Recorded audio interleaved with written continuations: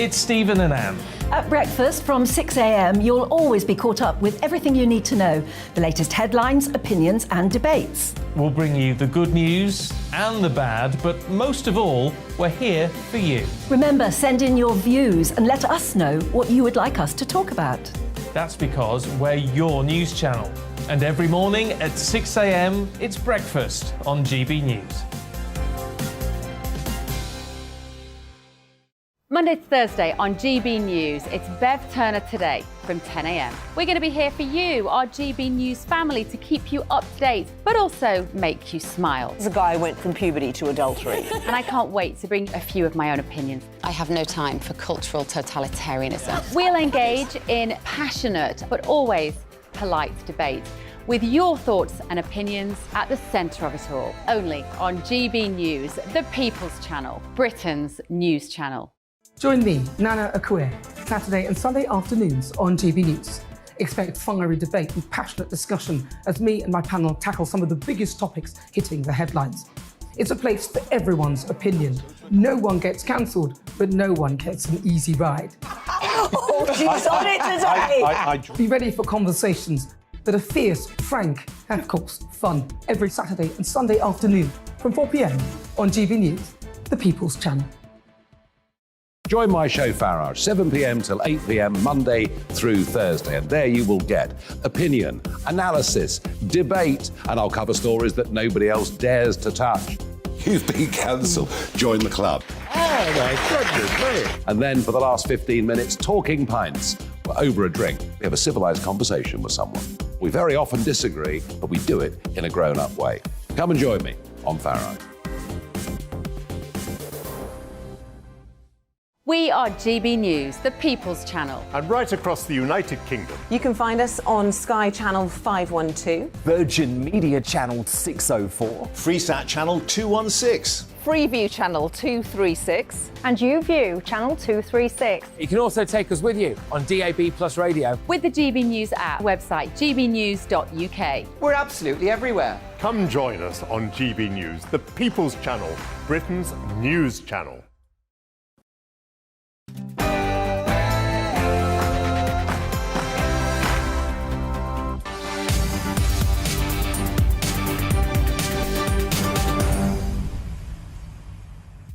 And a very warm welcome to GB News Live with me, Mark Longhurst. Coming up today, Prime Minister's Questions, live from the House of Commons. So Rishi Sunak facing up once more to Labour leader Sir Keir Starmer, and the first time since the government's bowed to pressure from its own backbenchers on scrapping house-building targets and the question of onshore wind farms. So, who is actually running the government?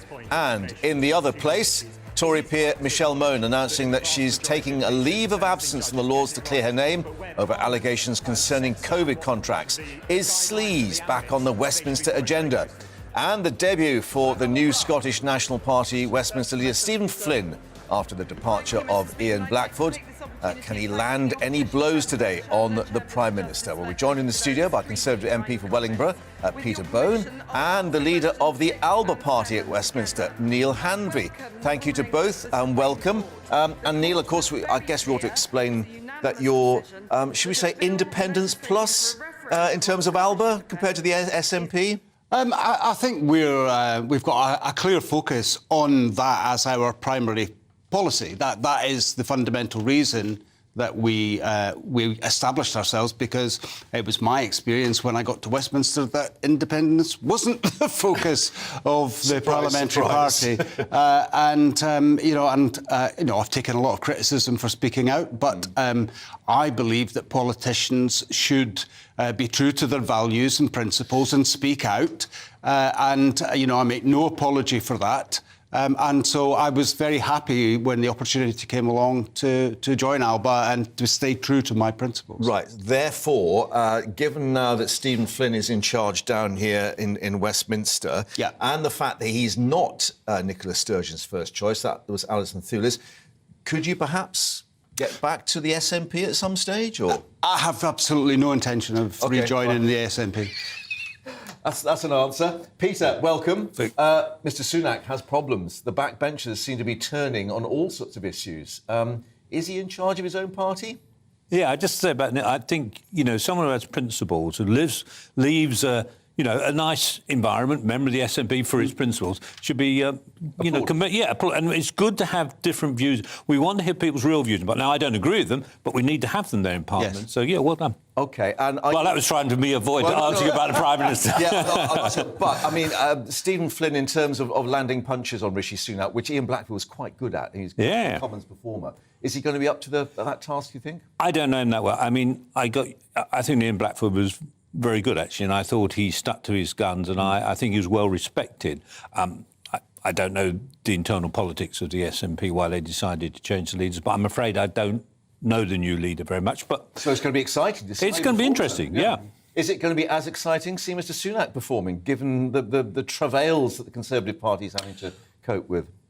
Well, I think there are major problems for the government. You'll have a whole page of them. Yeah. And I think the government is trying to get on and solving them, which is good. I think I would disagree with your introduction about the changes to policy. Amendments to bills are what us MPs are supposed to do. The backbenchers doing their job. Doing their job. And, this central target for house building, basically as a Conservative, I thought was wrong. So I'm glad that's reversed.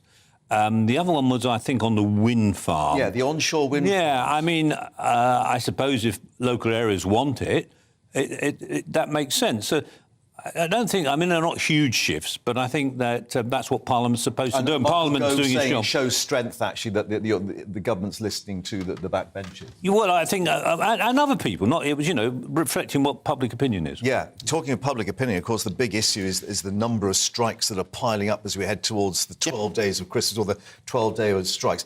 Interesting that we were hearing from our own political correspondents that the Cabinet yesterday did not discuss the issue of strikes, which may have some people scratching their heads. Well, I mean, this is not a surprise. We've been warning from, I think, various different parties on the opposition benches that this would be a looming crisis. And I met with firefighters yesterday who had travelled to London. They came down to Westminster, and these are really brave, decent people who are trying to do a very dangerous job, but they just want a fair salary, just as the nurses just want a fair salary. And I've listened to politicians throughout my life and my time in the NHS, and I've heard them say that we really value your service, but we're going to keep giving you rubbish pay. And it just won't cut it, particularly when so much money, particularly the concerns around Michelle Mone, when so much money has been flushed out of the public purse during the COVID contract scandal, and the Liz Truss blew up £30 billion in her experiment and is getting a £100,000 plus stipend for her trouble. Well, I think we don't know if she's taking that money as yet. We shall see on that. But this is an interesting point about the amount of money that's gone out through the back door. And perhaps the unions understandably saying, well, look, there is money about. You need to find enough at least to get us over this next year, the rate of inflation. I think this is the big problem for this government. I remember when it was a big problem for previous governments. When inflation is going up, every time you give an inflation increase or more, inflation goes up again. Yeah. And there is no simple solution to that problem, and I think that's something the government has got to work with. They're trying to come to agreements with various unions, and Are they? Because that's the question being put by some of the unions, indicating that even though, for instance, Mark Harper is involved and is trying to facilitate things. The unions are saying we're still not getting proper negotiations.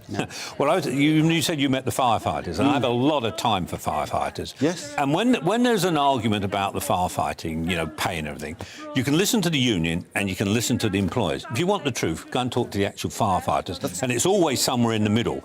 And that's where the government has got to find. It's never what the union says, and it's never what the employers say. It's somewhere in the middle. And if they can find that, these problems will go away. But yesterday it was frontline firefighters and watch crew leaders who were there. Those are the people that I spoke to. I spoke to health and safety staff who are... They didn't agree with everything the union said, did they? Well, principally maybe they were union... The fundamental argument is give us enough pay to survive the cost of living crisis. Was there any acknowledgement when you were speaking to them that there is a problem about the public sector that it's got to come from taxpayers' money. And as the government says, look, there's a limited... Well, yeah, of course. I mean, nobody goes into a public service job. I didn't become a nurse because I wanted to make lots of money. People don't become firefighters or police officers to make lots of money. Yeah. But you deserve enough to survive on, and that's the fundamental point. And it's all good and well saying there's a pressure on the public purse, but the reality is when they look at the way that money was flushed out to well-connected people during the COVID crisis, that doesn't ring true, and it's just not good enough. Surprised it wasn't discussed at Cabinet yesterday, as you understand from our political I don't know how you know what's going on in Cabinet. I thought it was supposed to be secret. But well, if it wasn't, I'm very surprised. I mean, there is a discussion and a debate where on essential services there should be some sort of service contract. Or legislation to bring that about. Yeah, I mean, you know, prison officers, for instance, can't go on strike. Police can't go on strike. No. And that seems to work well. Now, there's a trade-off from that because there has to be some guarantees to whoever's involved that they're going to get a decent pay. But those sort of, if that wasn't discussed at Cabinet yesterday, it seems a bit surprising. Yeah, and very little comment from Number 10 on the various issues of industrial relations. I mean, do they really think that if they put their head in the sand, it's going to go away, or...? Well, it's certainly not. And I mean, I can remember back to Callaghan and the Winter of Discontent. Crisis what? Yeah, what... Didn't say. No, but he got that impression. And the government must never give that impression, because I'm sure that's not true. But, you know, my constituents are getting... What happens when the strikes occur, they get very fed up. While it's being talked about strikes happening, people don't notice is when they actually happen. And imagine if ambulances don't go and pick up people who are seriously ill or fallen in the street. Right. PMQ's just about to start. Gentlemen, thank you. Let's hear the latest from the House of Commons. Mr. Speaker, this morning I had meetings with ministerial colleagues and others. In addition to my duties in this House, I shall have further such meetings later today. Dr. Philippa. Thank you very much, Mr. Speaker. Yesterday, the United Kingdom in its current form turned 100 years old. But neither the Prime Minister nor the leader of the Labour Party seem to recognise the challenge of the Supreme Court ruling as to the very nature of the union. He didn't answer me 2 weeks ago, so can the Prime Minister clarify if he still believes the UK is a voluntary union? And if so, can he explain the democratic route by which the people of Scotland can choose whether to stay in it or not? Well, Mr. Speaker, we fully respect the decision of the Supreme Court and believe strongly in the United Kingdom. And as I said to the Honourable Lady last time, we will work constructively with the Scottish Government to deliver for the people of Scotland. Thank you, Mr. Speaker. Financial scams are the most common form of crime, causing immense emotional and financial distress to millions of people. And government efforts in this matter have tended to focus on making sure that scammers can't launder their proceeds of crime and that victims get compensation. Both of those are really important, but they're acting after the scams happened. Does my right honourable friend, the Prime Minister, agree with me that government departments, regulators and industry, perhaps guided by an anti-scams task force, could do far more to stop scams happening in the first place? And will he meet with me to talk about this? Well, Mr. Speaker, my honourable friend is right to highlight the hurt that scammers and fraudsters can cause. We are working closely with industry to block more fraudulent calls from reaching the public, and importantly, our new online safety bill will place duties on the largest internet companies to tackle scam ads. I would be happy to meet with my honourable friend to discuss further. We now come to the Leader of the Opposition, Keir Starmer. Thank you, Mr. Speaker. Can I start by welcoming the new Member of Parliament for the City of Chester to have place in this House. It's the best result for Labour in the 105 years we've been fighting that seat, and I look forward to working with her to build a better future for the people of Chester. Mr. Speaker, the Conservative Party promised the country it would build 300,000 houses a year. This week, without asking a single voter, the Prime Minister broke that promise by scrapping mandatory targets. What changed? Mr. Speaker, let me start by also welcoming the Honourable Lady to her place. Now, the Honourable Gentleman comes here every week, and I know he's focused on the process and the politics, but I don't think he's actually taken the time to read the detail of what we are doing to improve our planning system. So let me just explain what we are doing. Mr. Speaker, we are protecting the Greenbelt. We are investing millions to develop brownfield sites. And we're providing support and protection for local neighbourhood plans. Just this morning, the Shadow Housing Secretary said, communities should have control over where homes are built and what sort of homes are built. That's my position, that's her position. What's his position?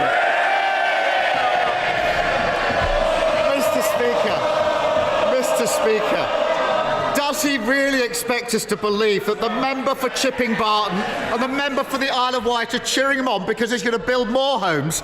Pull the other one. I'll tell him what changed. His backbenchers threatened him. And as always, the blancmange Prime Minister wobbled. He did a grubby deal with a handful of his MPs and sold out the aspirations of those who want to own their own home. Was it worth it? Mr. Speaker, as ever, engaging in the petty personality politics,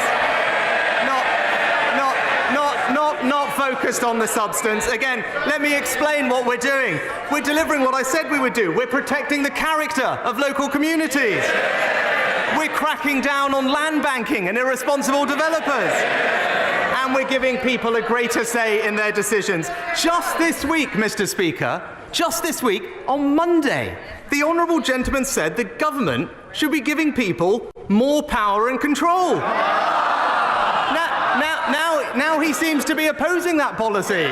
It's only Wednesday. I know he flip-flops, but even for him it's pretty quick. Mr. Speaker, he's forgotten. Last week I offered him Labour votes to pass these housing targets because this is bigger than politics. The former Housing Secretary on their side said scrapping mandatory targets would, this is his words from their side of the House, be a colossal failure of political leadership. No wonder he doesn't want to fight the next election, Mr. Speaker. The author of the manifesto that they all stood on said it would cut building by 40%, perhaps even more. Why would he rather cripple house building than work with us to get those targets through? Mr. Speaker, we're not going to work with the Labour Party on housing. You know why? We'll have a look at their record on housing. In London, the former Conservative mayor in 5 years built 60,000 affordable homes. The current Labour mayor, half of that amount. In Wales, we want to build 12,000 homes. What are Labour delivering? Half of that, Mr. Speaker. The Labour Party talks, the Conservatives deliver. Mr. Speaker, as ever, too weak to stand up to his own side on behalf of the country. Mr. Speaker, I noticed there was another U-turn last night, this time on wind farms. Actually, I agree with that one, but is there no issue on which he won't give in to his backbenchers? Now, Mr. Speaker, how did his colleague, Baroness Moan, end up with nearly £30 million of taxpayers' money in her bank account? Mr. Speaker, let me say, like everyone else, I was absolutely shocked to read about the allegation. It's absolutely right.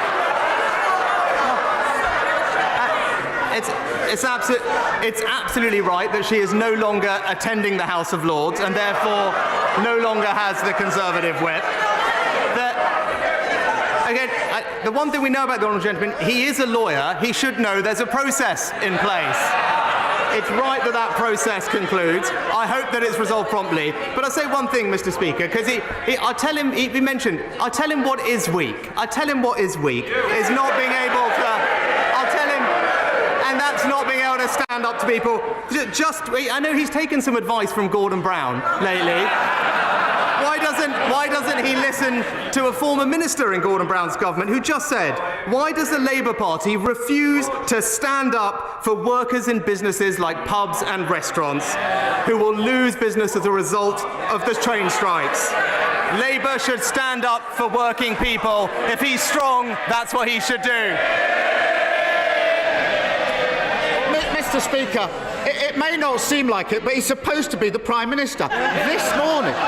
This morning, his Transport Secretary said that his flagship legislation on strikes, this is what he said this morning, his Transport Secretary, you might want to listen to this, is clearly not going to help with the industrial action we're facing.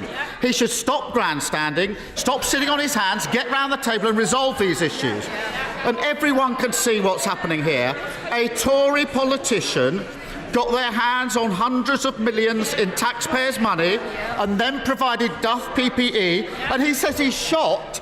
He was the Chancellor. He signed the cheques. How much is he going to get back? Mr. Speaker, it's right that he brought up legislation with regard to strikes, and I'm very happy to address it, actually.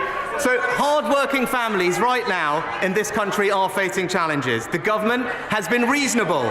It's accepted the recommendations of an independent pay body, giving pay rises in many cases higher than the private sector.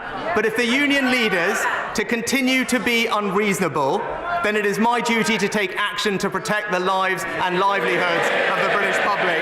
And that's why, Mr. Speaker, since I became Prime Minister, I have been working for new, tough laws to protect people from this disruption. That's the legislation he's asking about. Will he now confirm that he'll stand up for working people and that he and his party will back that legislation?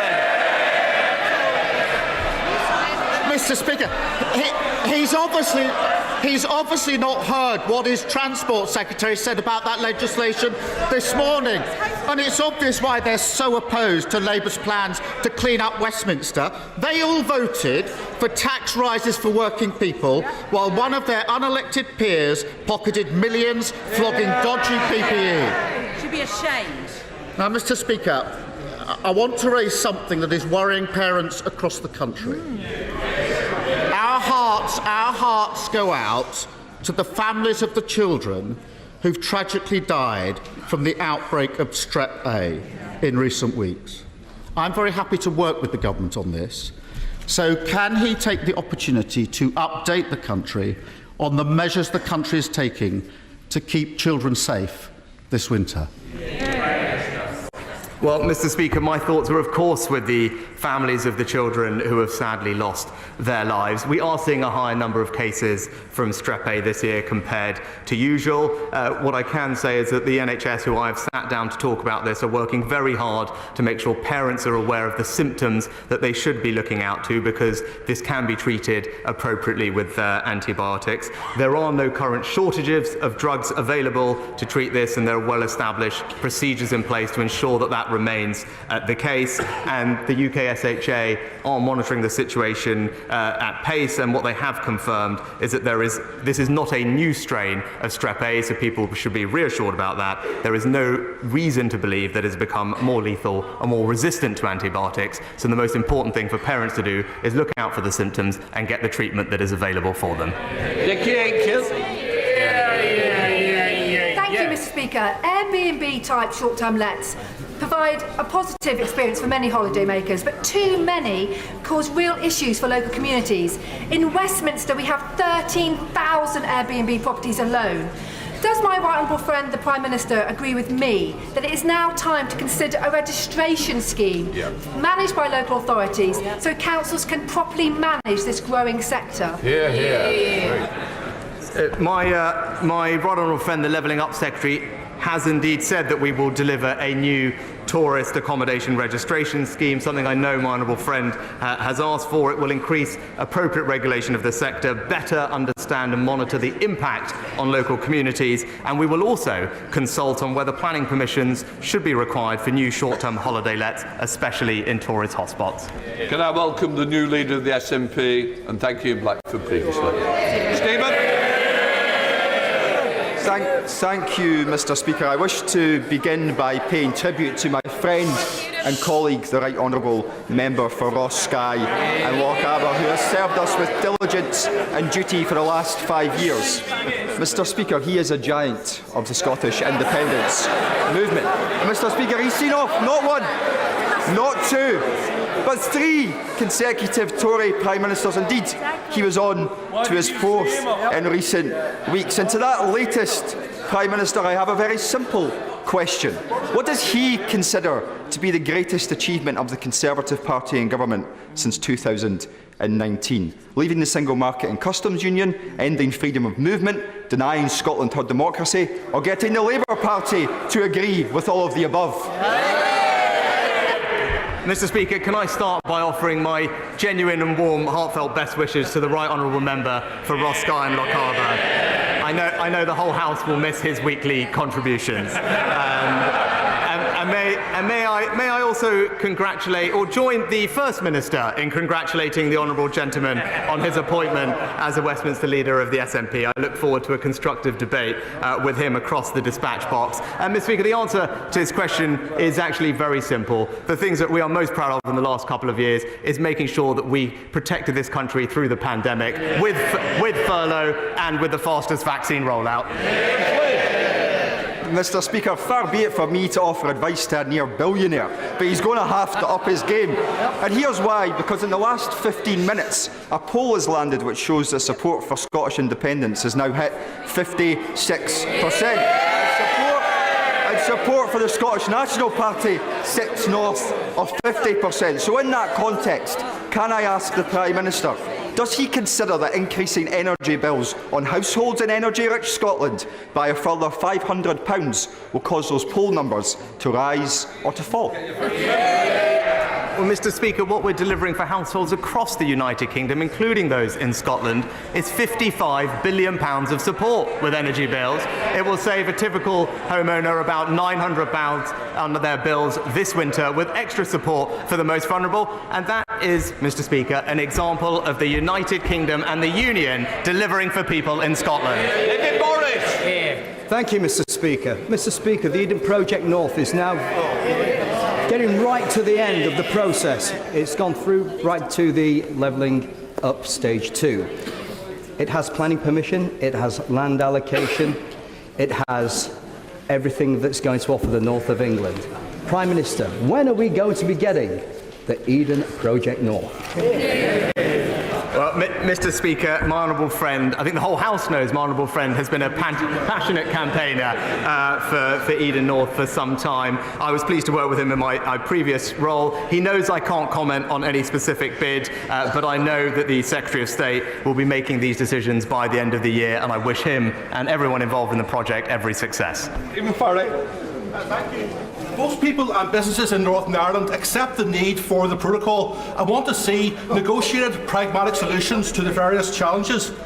While there has been a clear improvement in the mood music between the UK and the European Union over recent weeks, there is a growing frustration and concern at the slow rate of actual progress in those talks. So what steps can the Prime Minister take to inject some momentum into those negotiations? And indeed, can I encourage him to visit Northern Ireland as soon as possible, preferably before Christmas, to engage with local stakeholders around the protocol and also to hear views on how the Assembly can be restored via reform? Well, can I thank the honourable gentleman for his question, and I enjoyed meeting him recently to discuss these issues. Let me give him and the people of Northern Ireland my assurance that I want to see the issues with the protocol resolved as quickly as possible. I do believe that if people enter into these talks that we are having in a spirit of goodwill and pragmatism, that we can indeed find a way through. My right honourable friend, the Foreign Secretary and Vice President Sefcovic, are in regular dialogue, and I will take on board his suggestion to come visit Northern Ireland to discuss these things in person. Henry. Thank you, Mr. Speaker. We just had Small Business Saturday, where we marked the important impact small businesses have on our local communities. I, like many of my colleagues, have spoken to these businesses and heard just how great their concerns are for their future. When the Prime Minister was Chancellor earlier this year, he went with me to Fred Hallam in Beeston, a business established in 1908. SMEs such as this face their pandemic and now rising energy costs. Can the Prime Minister lay out how he will ensure businesses such as Fred Hallam will be supported in the coming months so that they may thrive and continue to provide vital goods and services to my constituents in Broxton? Thank you. Well, I know my honourable friend is a fantastic champion of his local businesses. It was a privilege to visit Beeston and Hallam's earlier this year with him, and I remember we discussed then some of the things we were planning to do, which are now going to make a big difference, saving businesses hundreds or thousands of pounds with their energy bills through our relief scheme this winter, our business rates tax cuts package worth over 13 billion, particularly impacting retail businesses, and with initiatives like the annual investment allowance and help to grow, we can take his small businesses to a whole new level. I look forward to working with him on that. Thank you, Mr. Speaker. I've recently said for the Select Committees, both the author of the government's own National Food Strategy and the United Nations Special Rapporteur on the right to food, a call for universal free school meals to address the issue of the 4 million children hungry in the UK. Will the Prime Minister meet with me to discuss how investments in universal free school meals will benefit children and their families in Liverpool, West Derby and the country, and at no extra cost to the taxpayer? Well, Mr. Speaker, I know this is an issue on which the honourable gentleman has campaigned for some time, and he's right to highlight the importance of making sure our children have access to food. That's why I'm proud that we introduced not just an expansion of free school meals, but also the holiday activity and food programme. I'm always interested in more ideas where we can go further. I look forward to hearing from him. Davis. Thank you, Mr. Speaker. Whether on defence with AUKUS, trade with CPTPP, or diplomacy with ASEAN, I know this government recognises the importance of the Indo-Pacific to the UK's security and prosperity, but the challenges that exist, whether they are ballistic missile tests or the Belt and Road, are deeply interconnected. So can the Prime Minister confirm that the Indo-Pacific remains a UK priority and that he will take a holistic approach within government to meet the challenges and capture the opportunities that exist in the region? Well, Mr. Speaker, last year's integrated review set out our Indo-Pacific tilt with regard to foreign policy. I reaffirmed this government's commitment to that tilt in a speech at the Lord Mayor's dinner just the other week, and he's right to highlight both the economic and security importance of the region. He should be reassured that we're pursuing not just free trade agreements bilaterally, but also CPTPP, the AUKUS partnership, and indeed, hopefully, a new partnership with regard to our future combat air system, all evidence that we are delivering on the tilt. Siobhan McDonough. Mr. Speaker, members across this House know the devastating impact of bank branch closures on our communities. But as banks flee the high streets, our free cash machines disappear with them, hitting the most vulnerable hardest. Surely it cannot be right that a quarter of ATMs charge people to access their own money. So will the Prime Minister join dozens of his own backbenchers today in backing my cross-party amendment and ensure that everyone has free access to their hard-earned money? Well, Mr. Speaker, this government is indeed legislating to safeguard access to cash, and that's what the Financial Services and Markets Bill this afternoon will do through a very significant intervention. I'm also pleased that we put in place initiatives with the industry to subsidise free-to-use ATMs in deprived areas, and almost 50 communities are benefiting from our new shared cash facilities, because access to cash is important, and that's what our new bill will deliver. Manchester. Thank you, Mr. Speaker. I very much welcome the government's commitment to its hospital buildings programme.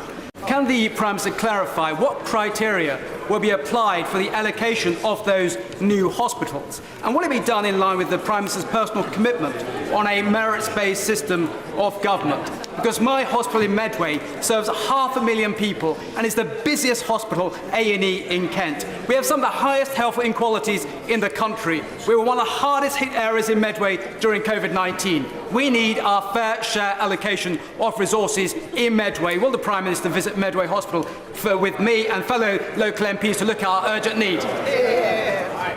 Well, my honourable friend is a fantastic champion for his local area, but especially for his local hospital. He'll know that I can't comment on any specific scheme, but I can tell him that submissions to be one of the new hospitals are currently being reviewed in the department, and an announcement will be made shortly. Murray Killifoy. Thank you, Mr. Speaker. On Small Business Saturday, I was delighted to name Daisy Rose Coffee House as the City of Durham's Small Business of the Year 2022 after a public vote in my inaugural award. But like so many small businesses, Daisy Rose Coffee House is the beating heart of the local community and the cornerstone in their high street. But so many business owners that I meet with feel utterly ignored by the government as they're clobbered by outdated business rates year after year. The government must pick a side. Are they going to continue with to back the online giants, or will they join the Labour Party and back small business and scrap and replace the outdated business rates?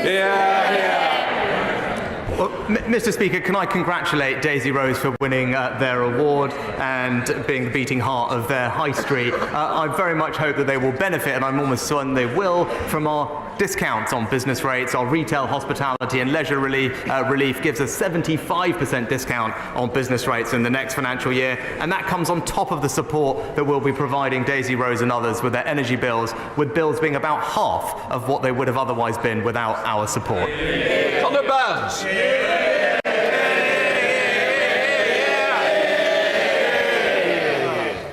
Thank you, Mr. Speaker.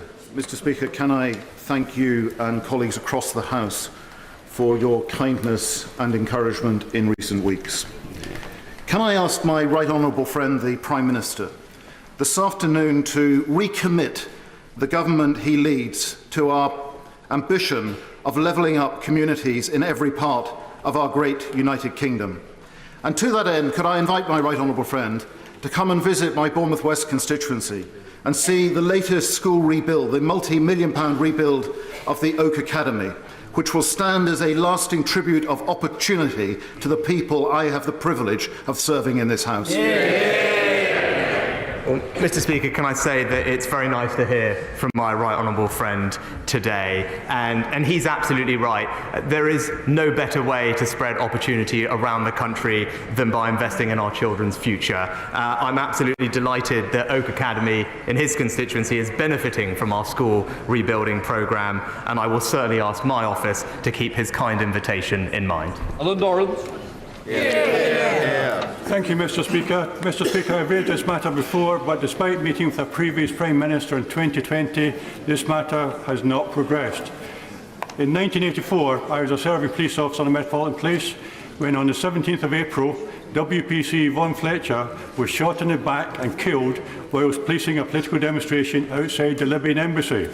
No one has ever been charged in connection with her murder. In November last year, in delivering his judgment in a civil case, a senior High Court Justice, Mr. Justice Spencer, said, "I am satisfied that on the balance of probabilities that the defendant, Saleh Mabrouk, is jointly liable for the shooting of WPC Vaughan Fletcher on the doctrine of common design." Will the Prime Minister meet with me to see how this case may be taken forward and finally bring those responsible for the murder of Vaughan to justice in a criminal court? Oh, can I thank the honourable gentleman for his continued work on this case. As he said, it's something that he has raised before. He'll appreciate that while I can't speak in detail on any particular case, there are differences in the standard of proof required for civil and criminal proceedings. That said, the CPS will consider any new information that is referred to them by the police in relation to this case, and of course, I'd be very happy to meet with him. Jackie Doyle-Price.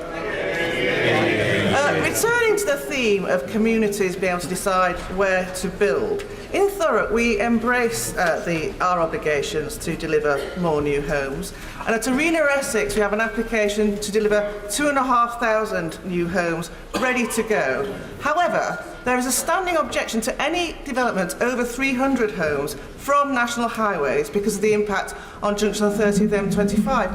Could I ask my right honourable friend what advice he gives to Thurrock Council as to how they can deliver their housing obligations with this national constraint? Mr. Speaker, I thank my honourable friend for her question, and she highlights a great example of a council that is trying to do the right thing and put the right homes in the right places. They should have our support. If I'd ask her, please, to write to my right honourable friend, the Levelling Up Secretary, with the details of the issue so we can give her a full response, but praise her council to trying to make sure that we can build the homes where we need them. Dame Diana Johnson. Thank you, Mr. Speaker. Why can't the government process asylum claims within 6 months, thereby saving £5.6 million a day on asylum seekers' accommodation, granting asylum to those who need it quickly, and stopping the abuse of the system, which currently has a backlog of 147,000 asylum claims? Mr. Speaker, what we are doing is significantly increasing the number of caseworkers. We are on course to double it by next spring, with several hundred already in place. And she is right that the process takes longer than it should. Often, that is because people are able to exploit some of the rules in our system and make sequential claims. That is exactly the type of thing that the Home Secretary and I are working on fixing, and I look forward to having the party opposite support when we do. Thank you, Mr. Speaker. There have been more reported deaths and adverse reactions following mRNA vaccination in 18 months than there has been to every conventional vaccine administered worldwide for the last 50 years. And given that mRNA vaccines are not recommended for pregnant women or those who are breastfeeding, would my right honourable friend overturn the Big Pharma-funded MHRA's recent recommendation that these experimental vaccines are administered to children as young as 6 months of age? Mr. Speaker, let me first say that I believe COVID vaccines are indeed safe and effective.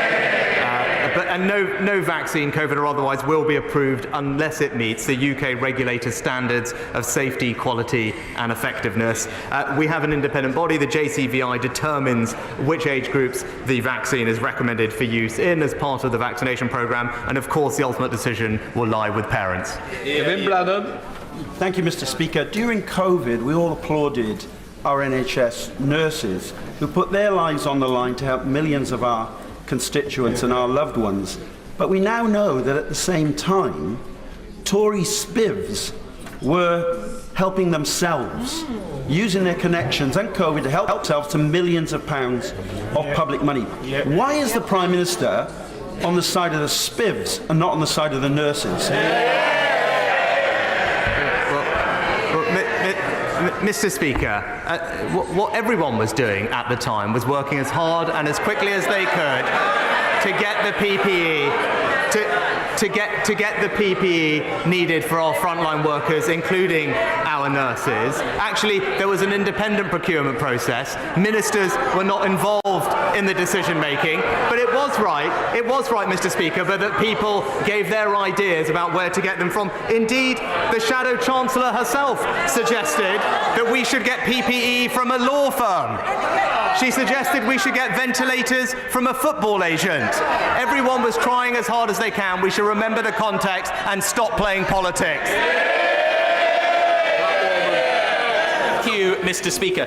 2 weeks ago, more than 350 people attended a meeting in Skegness to discuss the use of 5 seafront hotels to house asylum seekers. They were united in their view that there was a long-term economic impact and a pressure on public services. They told me loud and clear that, like the Prime Minister, they think hotels are the wrong place for asylum seekers.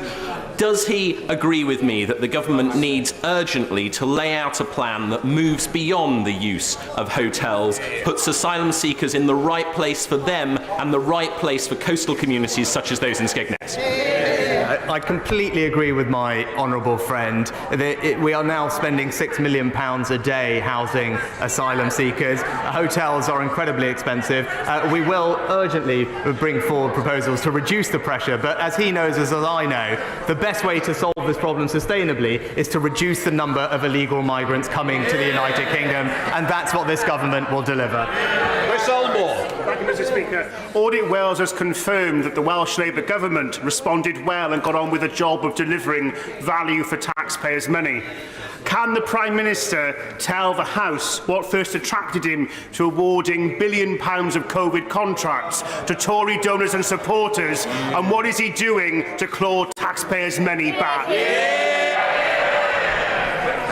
Again, Mr. Speaker, we delivered 32 billion pieces of PPE to the front line at a time when there was a global shortage. As I've already said, everyone tried to do their bit. We heard recommendations from the Shadow Chancellor, but it was right that hers and everyone else's suggestions went through an independent process where ministers were not involved in the decisions.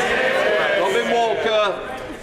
Josh McAllister's independent review of children's social care has been with the government since May, and I understand there's been some disappointment that the response to it won't be published before Christmas. But can the Prime Minister ensure, given the very important recommendations about some of the most vulnerable children in our society and the families who support them, the people who support them, that there will be a strong and robust government response as early as possible in the new year? Yes, my honourable friend obviously knows this subject area well. He's right to highlight the importance of making sure that we do provide good quality support to vulnerable children. The report has a lot of interesting suggestions in it, and he's right, and I can commit to him, we will respond in due course. Final question, Claire Hanna. Thank you very much, Prime Minister. Over 70% of Northern Ireland's international tourists arrive to Dublin and travel across the land border. The UK government's proposed electronic travel authorisation would likely mean the North being struck off the itinerary of operators and many independent travellers. And the last thing we need is a barrier to one of our biggest economic drivers, to say nothing of the impact on non-Irish and British people living in Ireland. Members from across the House have acknowledged that our border isn't a normal one. Will the Prime Minister commit to scrapping this unworkable proposal? Mr. Speaker, I can give the Honourable Lady my assurance that we remain very committed to the common travel area and indeed do not want to see any checks on the island of Ireland, and that's why we're working very hard to resolve the issues with the protocol and ensure Northern Ireland's place in the United Kingdom. Obviously it's not on this field. Right, let us go on to the urgent question. Urgent question, Dame Margaret Hodge.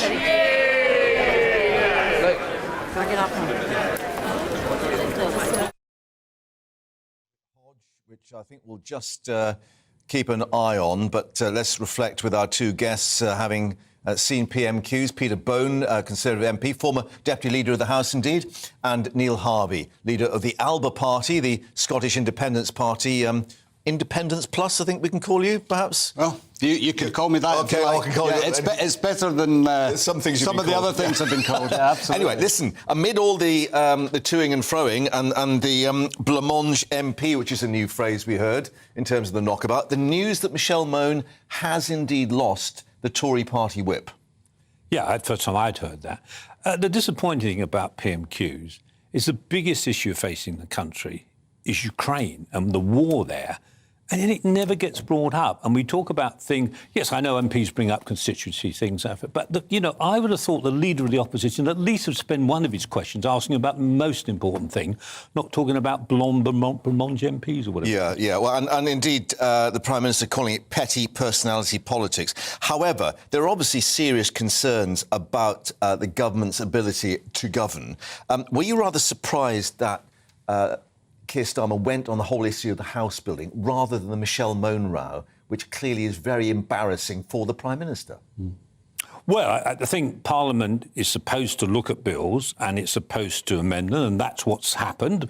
MPs from across the House have persuaded the government to change their position on two bills, which is what Parliament should do. House building and... Yeah, I mean, and that's sort of straightforward. So if the issue is money to a Tory peer, now I actually think the government's right in this, because I can remember at the time we were all desperate to get protective equipment for the NHS. And I had people write into me and contact me, and I pass them on. Some of them I judged, well, I'm not sure, but let the government sort it out. Now, if investigation going on, and if it proves that there was some shenanigans going on, or worse, then action. But I'm not convinced about that at all, and I think people are rewriting history, because I remember the Labour benches screaming even more than we were on the Conservative side to get PPE to our NHS. So I think the Prime Minister's right to get a bit cross about that. Right, and I guess the other thing is, it is the other place, it's the Lords, so even though she's a Tory party, or was a Tory party member, clearly there's no direct control. You know what, I know nothing about her. I don't think I've ever met her, so she's not like...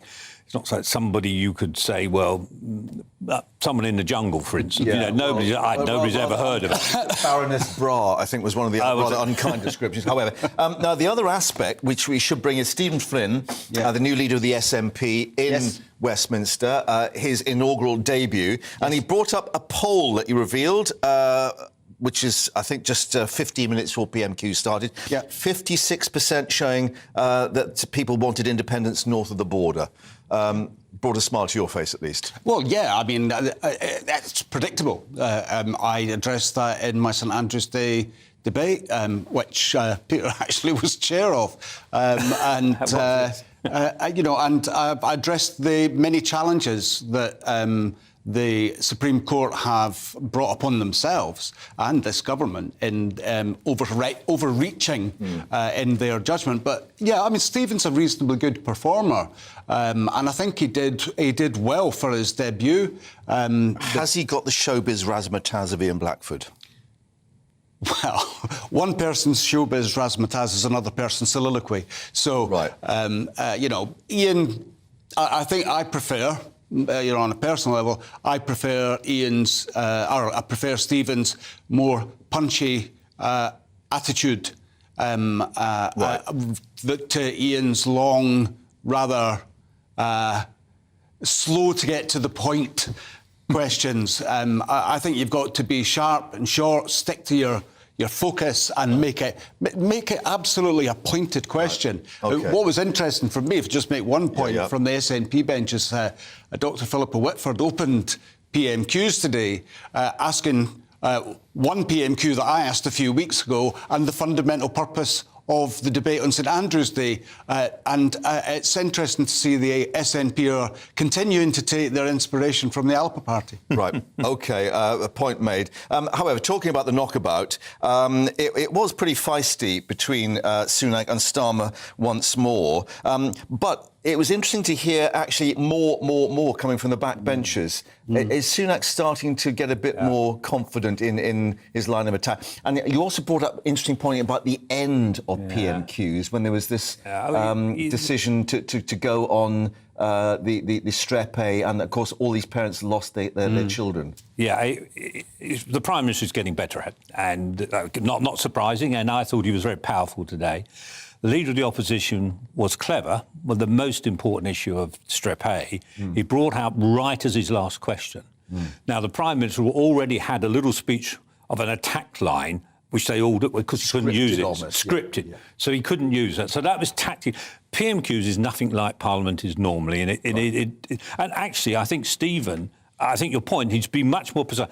I tell you, the person who's going to cheer most about that is the Speaker, because it means that Prime Minister's questions will get through quicker, because you won't have Ian go... Whenever Ian Blackford... The first thing for the Tory benches was too long before he said a word. Oh, yeah. Because he went on and on. Yeah. However, one reflects on David Frost, the television veteran, his interviewing style, he said, you lead them up the garden path, and then you mug them at the front door. So maybe that's the approach, I don't know. But I think Ian failed to mug Prime Ministers quite a few times. OK. Very quickly, though, however, you were also agreeing with a couple of points made from the Labour benches in terms of criticising the government, particularly on this issue of sleaze. Or, that might be a bit too far to call it that, but... Well, yeah, I mean, I'm from the left of politics. I lived in London for a long time and I voted Labour when I was down here, and it was only when I went back to Scotland in 2009 that I really got involved in the independence movement.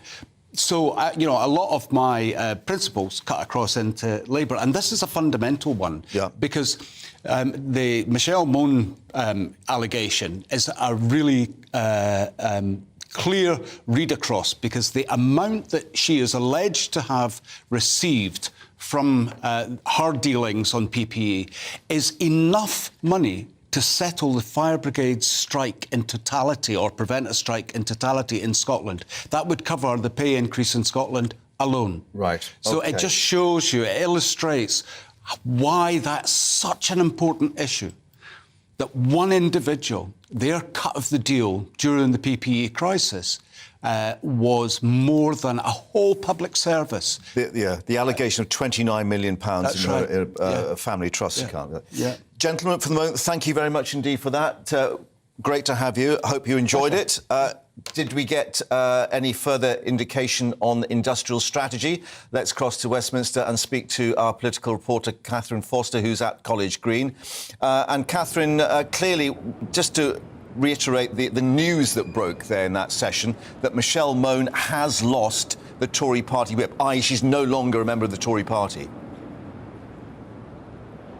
Yes, interesting, wasn't it? Rishi Sunak said he was absolutely shocked to read about the allegations against her a couple of weeks ago, which first surfaced in The Guardian, that she had effectively benefited to the tune of some £29 million. There have been lots of questions about why the Conservative whip had not been suspended and suggestions that Rishi Sunak was weak because of it.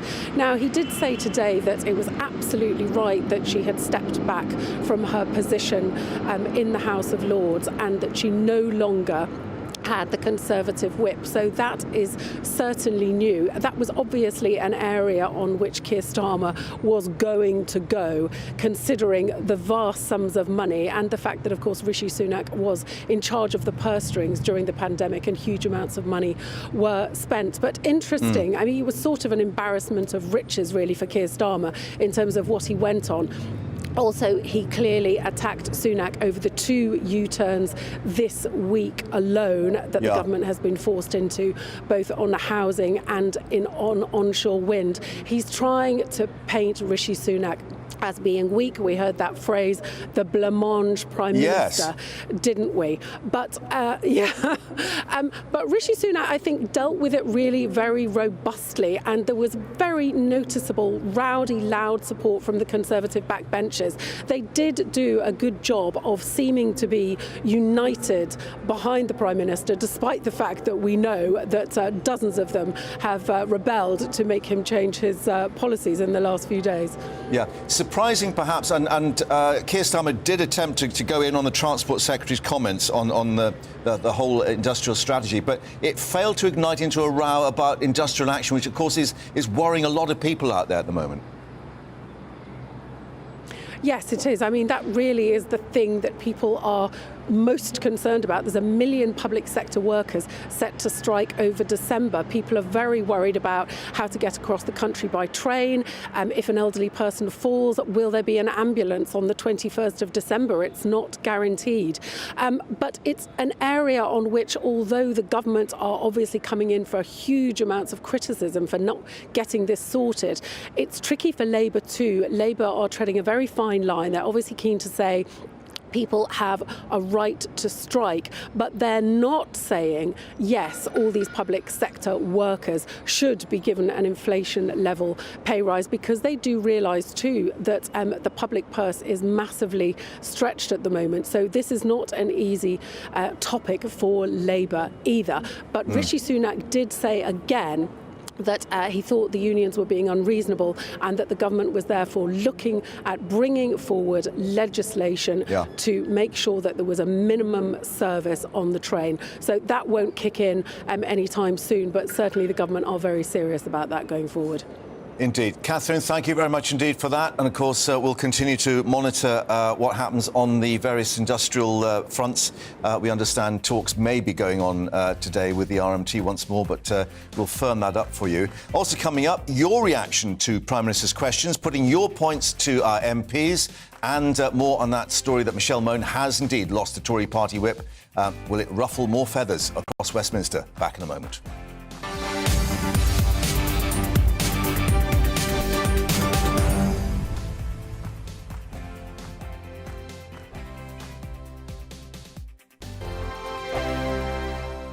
We are GB News, and we'd like to say thank you to each and every one of you for bringing us your conversations, for helping our great nation find its voice, We are here for you on radio, television and online. Across England, Scotland, Wales and Northern Ireland. It's not the BBC, you actually get your facts right. We are proud to be GB News, the People's Channel, Britain's news channel. Hi there, it's Stephen and Anne. At breakfast from 6 a.m, you'll always be caught up with everything you need to know, the latest headlines, opinions and debates. We'll bring you the good news and the bad, but most of all, we're here for you. Remember, send in your views and let us know what you would like us to talk about. That's because we're your news channel. And every morning at 6 a.m, it's breakfast on GB News. Monday to Thursday on GB News, it's Bev Turner Today from 10 a.m. We're going to be here for you, our GB News family, to keep you up to date, but also make you smile. The guy went from puberty to adultery. And I can't wait to bring a few of my own opinions. I have no time for cultural totalitarianism. We'll engage in passionate, but always polite debate, with your thoughts and opinions at the centre of it all. Only on GB News, the People's Channel, Britain's news channel. Join me, Nana Akua, Saturday and Sunday afternoons on GB News. Expect fiery debate and passionate discussion as me and my panel tackle some of the biggest topics hitting the headlines. It's a place for everyone's opinion. No one gets cancelled, but no one gets an easy ride. Oh, she's on it today! Be ready for conversations that are fierce, frank, and of course, fun. Every Saturday and Sunday afternoon from 4 p.m. on GB News, the People's Channel. Join my show Farage, 7 p.m. till 8 p.m. Monday through Thursday, and there you will get opinion, analysis, debate, and I'll cover stories that nobody else dares to touch. You've been cancelled. Join the club. Oh my goodness me. And then for the last 15 minutes, talking pints. We're over a drink. We have a civilised conversation with someone. We very often disagree, but we do it in a grown-up way. Come and join me on Farage. We are GB News, the People's Channel. And right across the United Kingdom. You can find us on Sky Channel 512. Virgin Media Channel 604. Freesat Channel 216. Freeview Channel 236. And YouView Channel 236. You can also take us with you on DAB Plus Radio. With the GB News app and at the website gbnews.uk. We're absolutely everywhere. Come join us on GB News, the People's Channel, Britain's news channel.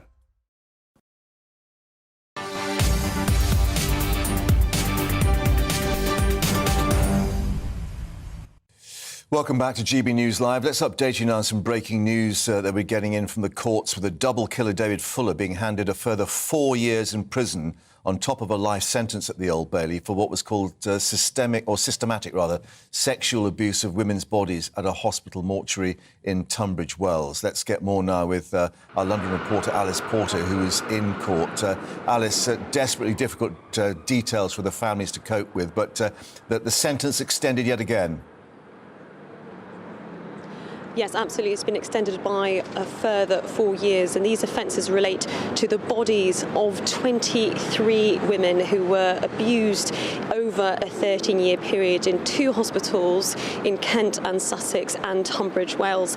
And as you said there, the details were absolutely harrowing, and we had a number of victim impact statements which were read out in court. There was one, a 56-year-old woman her body was raped and violated by David Fuller. The daughter read out a statement and said that my mother was violently raped where she should have been safe, and said that the enormous impact that this has had on her family, as well as so many other people who had a knock on the door from the police in the last year or so to be told that their loved one, who they thought would have died peacefully and that their body was laid to rest in a hospital mortuary, was instead being violated in the most extraordinary way. And we heard in court about the way in which David Fuller catalogued forensically his grotesque abuse with photos, digital documents, videos, and the judge presiding over this, Mrs. Chima Grubb, said that it took police officers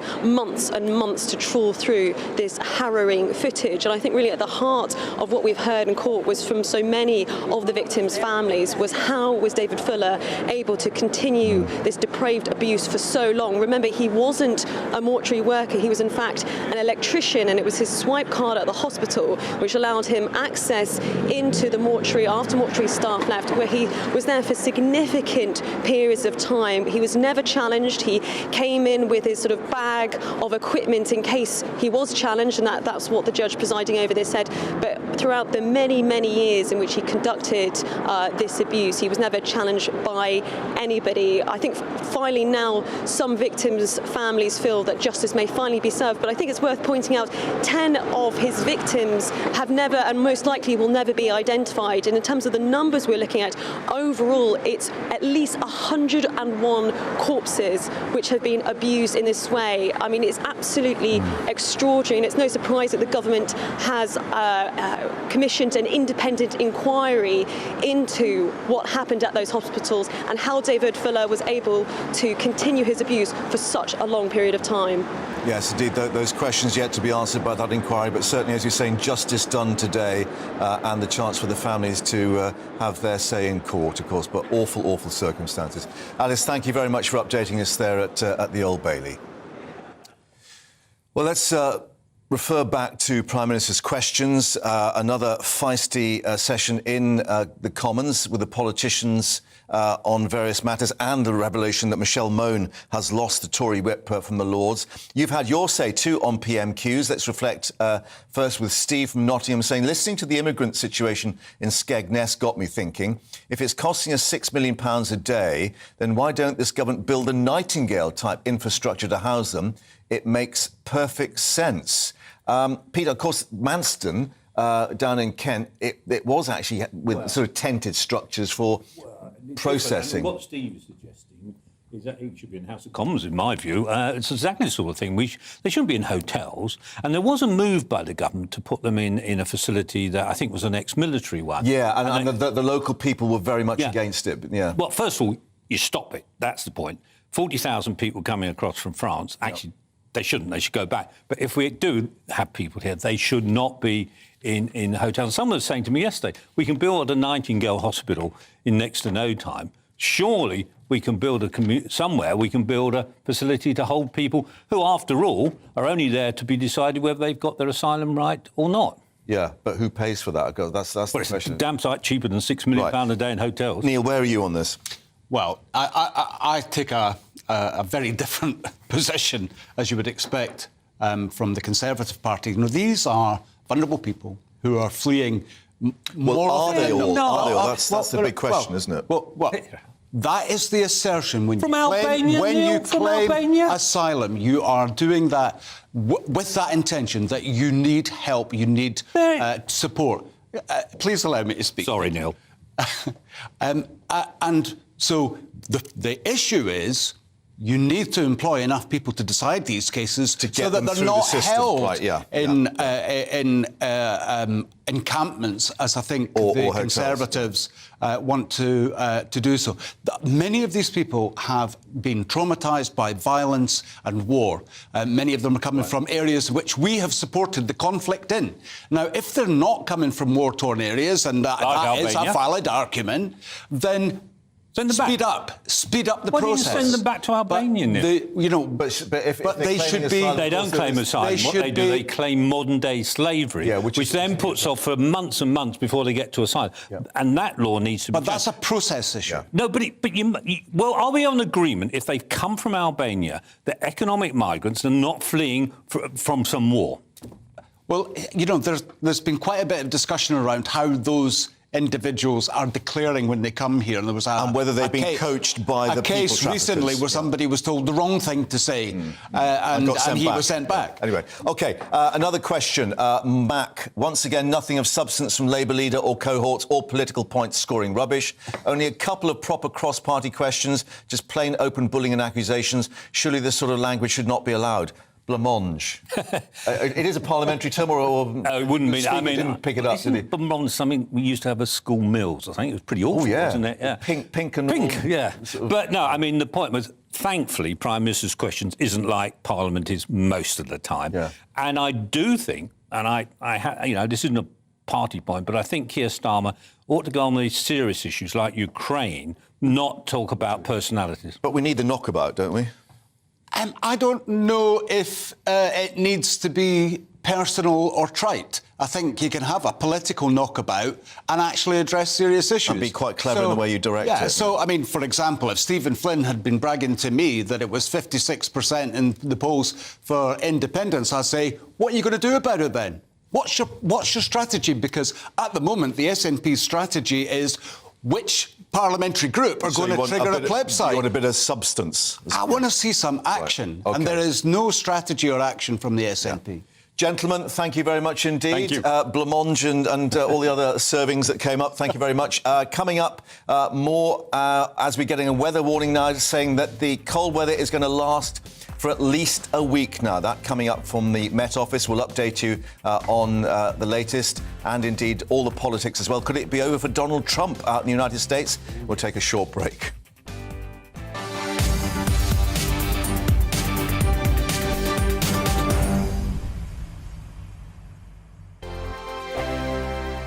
Monday to Thursday nights on GB News. At 6, it's Dubes & Co. 7 o'clock, Farage. At 8, join Mark Stein. And at 9, Dan Wootton Tonight, followed by Headliners. On TV, radio and online. This is GB News. Here on GB News Live, we'll be keeping you in the picture, finding out what's happening across the country and finding out why it matters to you. We'll have the facts fast with our team of reporters and specialist correspondents. Wherever it's happening, we'll be there from 12 noon on TV, radio and online. GB News, the People's Channel, Britain's news channel. Hello, I'm Michelle Dewberry and you can join me every weekday 6 till 7 on Dubes & Co. Me and my panel will get stuck right into the day's events and I can tell you, in fact, I can warn you, expect some robust debates, some strong opinions and perspectives from both sides of the fence. It's about you at home as well. I love to read out all of your comments, or at least as many as I can. So join me, Michelle Dewberry, Monday to Friday, 6 till 7 on Dubes & Co. We are GB News, the People's Channel. Why not take us home with you by visiting the GB News shop at gbnews.store. You'll find all the official merchandise, a really good present actually for yourself, your friends or your family. We ship across the UK mainland at no extra cost. GB News, the People's Channel.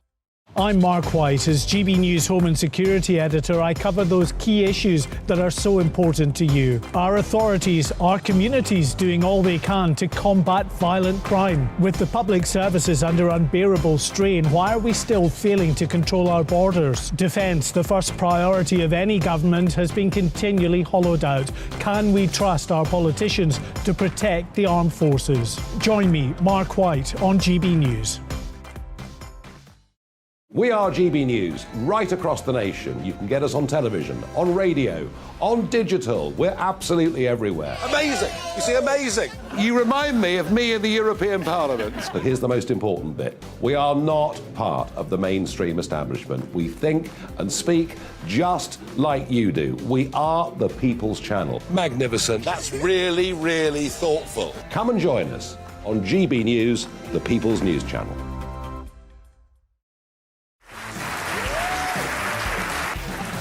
My name is Andrew Doyle. Join me every Sunday evening at 7 p.m. for Free Speech Nation.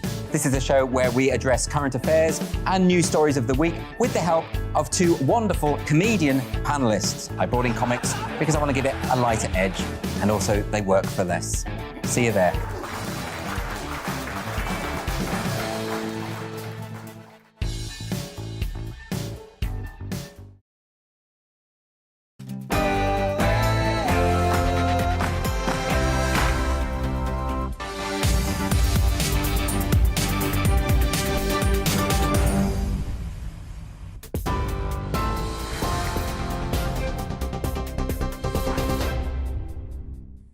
A very good afternoon to you. It's 2 minutes past 1. I'm Rosie Wright. Let's get you up to date. The Prime Minister says the government will impose tough laws if union leaders continue to be unreasonable.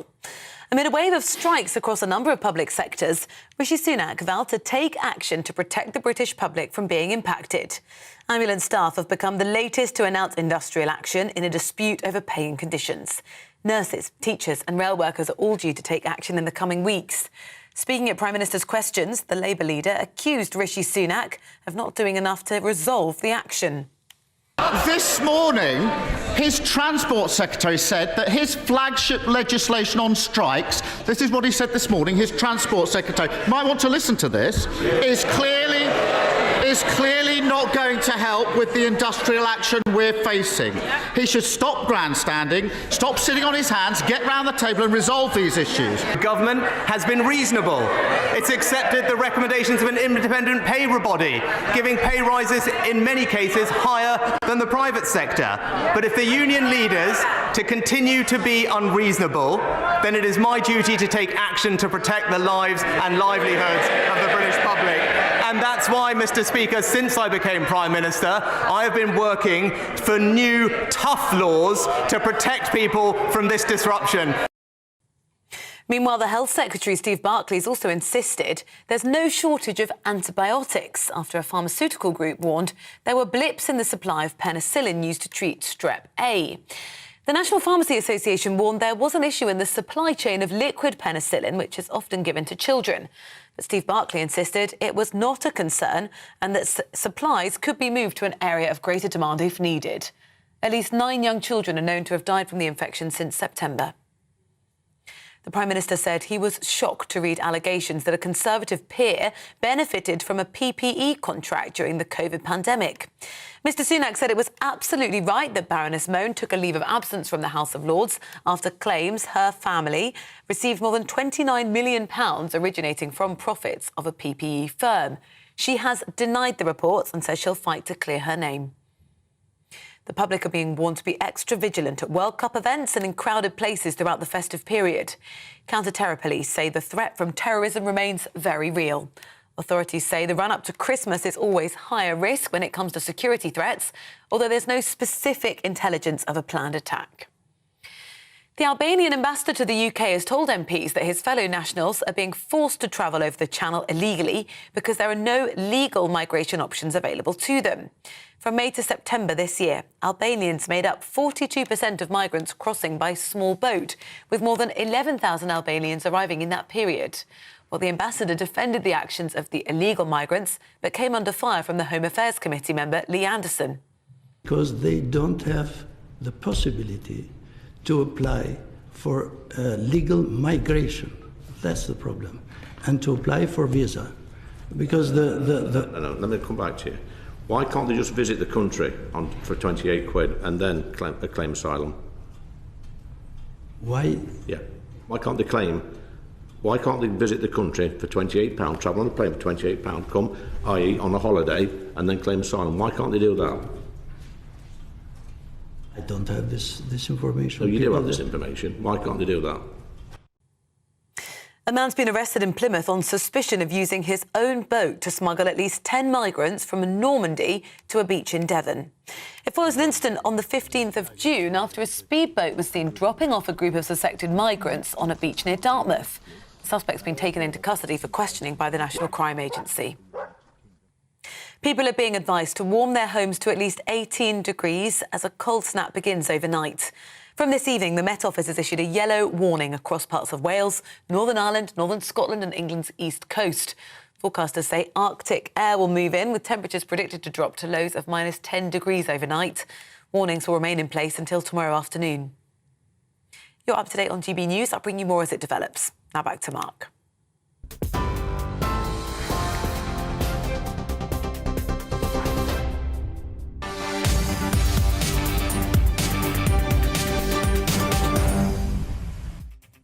Rosie, thank you very much. And coming up this hour on GB News Live, the Prime Minister Rishi Sunak and Labour leader Sir Keir Starmer clashing over the housing bill climb down and Baroness Mone's PPE contract.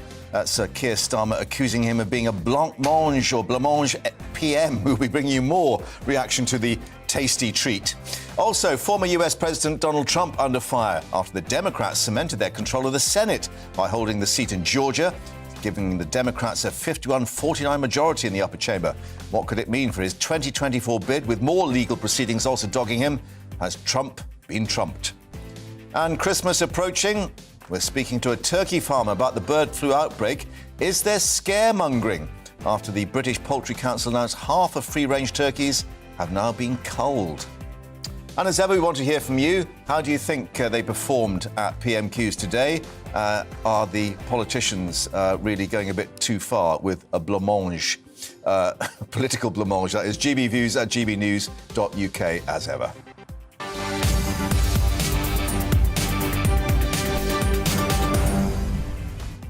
Yes, Rishi Sunak going head-to-head with Sir Keir Starmer after he climbed down on key parts of planning reforms in the face of various rebellions by backbench Tories.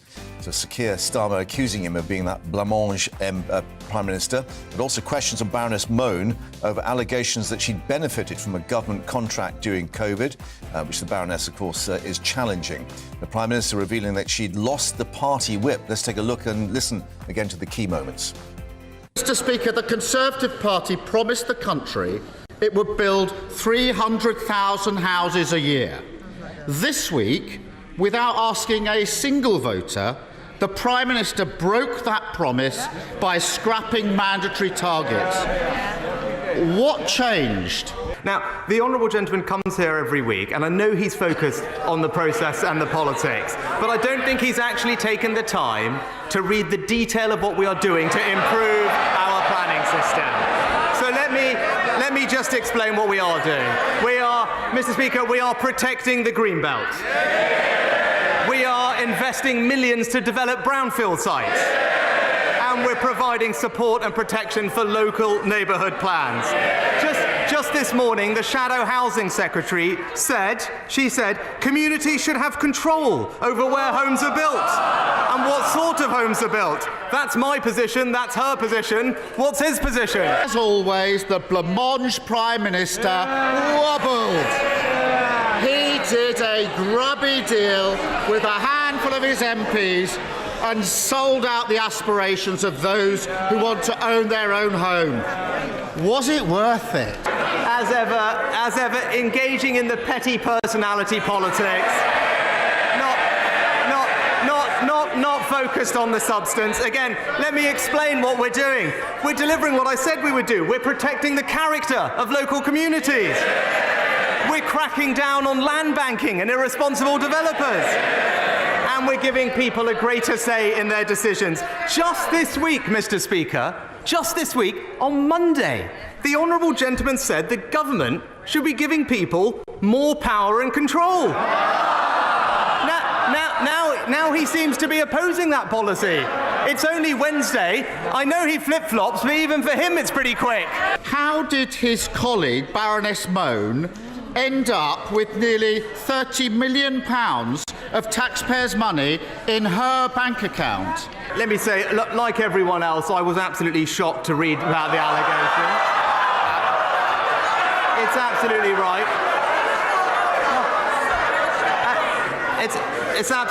It's absolutely right that she is no longer attending the House of Lords and therefore no longer has the Conservative whip.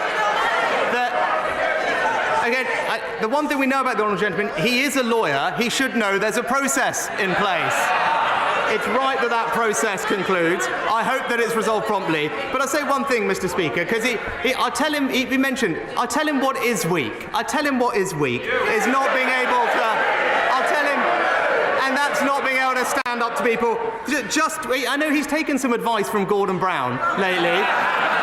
Why doesn't he listen to a former minister in Gordon Brown's government who just said, why does the Labour Party refuse to stand up for workers in businesses like pubs and restaurants who will lose business as a result of the train strikes? Labour should stand up for working people. If he's strong, that's what he should do. Let's get more from Westminster. Our political reporter, Catherine Forster, is waiting for us there. And, Catherine, the news that broke during that PMQs from the Prime Minister himself, that Michelle Mone has lost the Tory whip, no longer a member of the party. And interesting that Keir Starmer hadn't gone with that as his top attack line, if you like. Yes, it is. Obviously, it was going to be a huge target for Labour. Baroness Mone allegedly has profited to the tune of £29 million from PPE contracts which we were awarded during the pandemic. He didn't start on that. He started on house building because, of course, the government have been forced to cave on the target because dozens of backbench rebels made it clear that they wouldn't get the vote through, and also they've had to back down on onshore wind. So despite Keir Starmer having lots to go on, I didn't feel he really landed any huge blows. And in terms of Baroness Mone, Rishi Sunak said he was absolutely shocked to have read of these allegations a couple of weeks ago, that it was right that she had stepped back from the House of Lords and no longer had the whip. Now, I do understand Rishi Sunak had been criticised for not having taken the whip away from her already and been criticised as weak in not doing so. I'm told that it's an automatic result of the fact that she has temporarily stepped back from the Lords rather than a decision that has been taken by the government. But despite all the things that Keir Starmer had to go on, Rishi Sunak did seem to be enjoying himself. He had strong answers on house building, although clearly it is a climb down. He went on Labour's record on house building, quoted lots of figures and made it clear that governments building not enough houses is not just the preserve of Conservative governments. This has been something that has been going on for decades. Yeah. And interesting that Sir Keir Starmer tried the attack line of the blancmange Prime Minister, which is a new parliamentary term on me. However, very vocal support for the Prime Minister from the backbenchers. The Tories are in pretty good voice. Yes, that was very noticeable, I thought, because Rishi Sunak has only been Prime Minister for 6 weeks. He's only had a few PMQs. Some of them he's felt a little bit on the back foot. This was not one of them. The Tory benches were packed. They were very noisy. They were very rowdy in support of Rishi Sunak, doing a very good job of painting themselves as a united party, although we know from the rebellions that they are certainly not.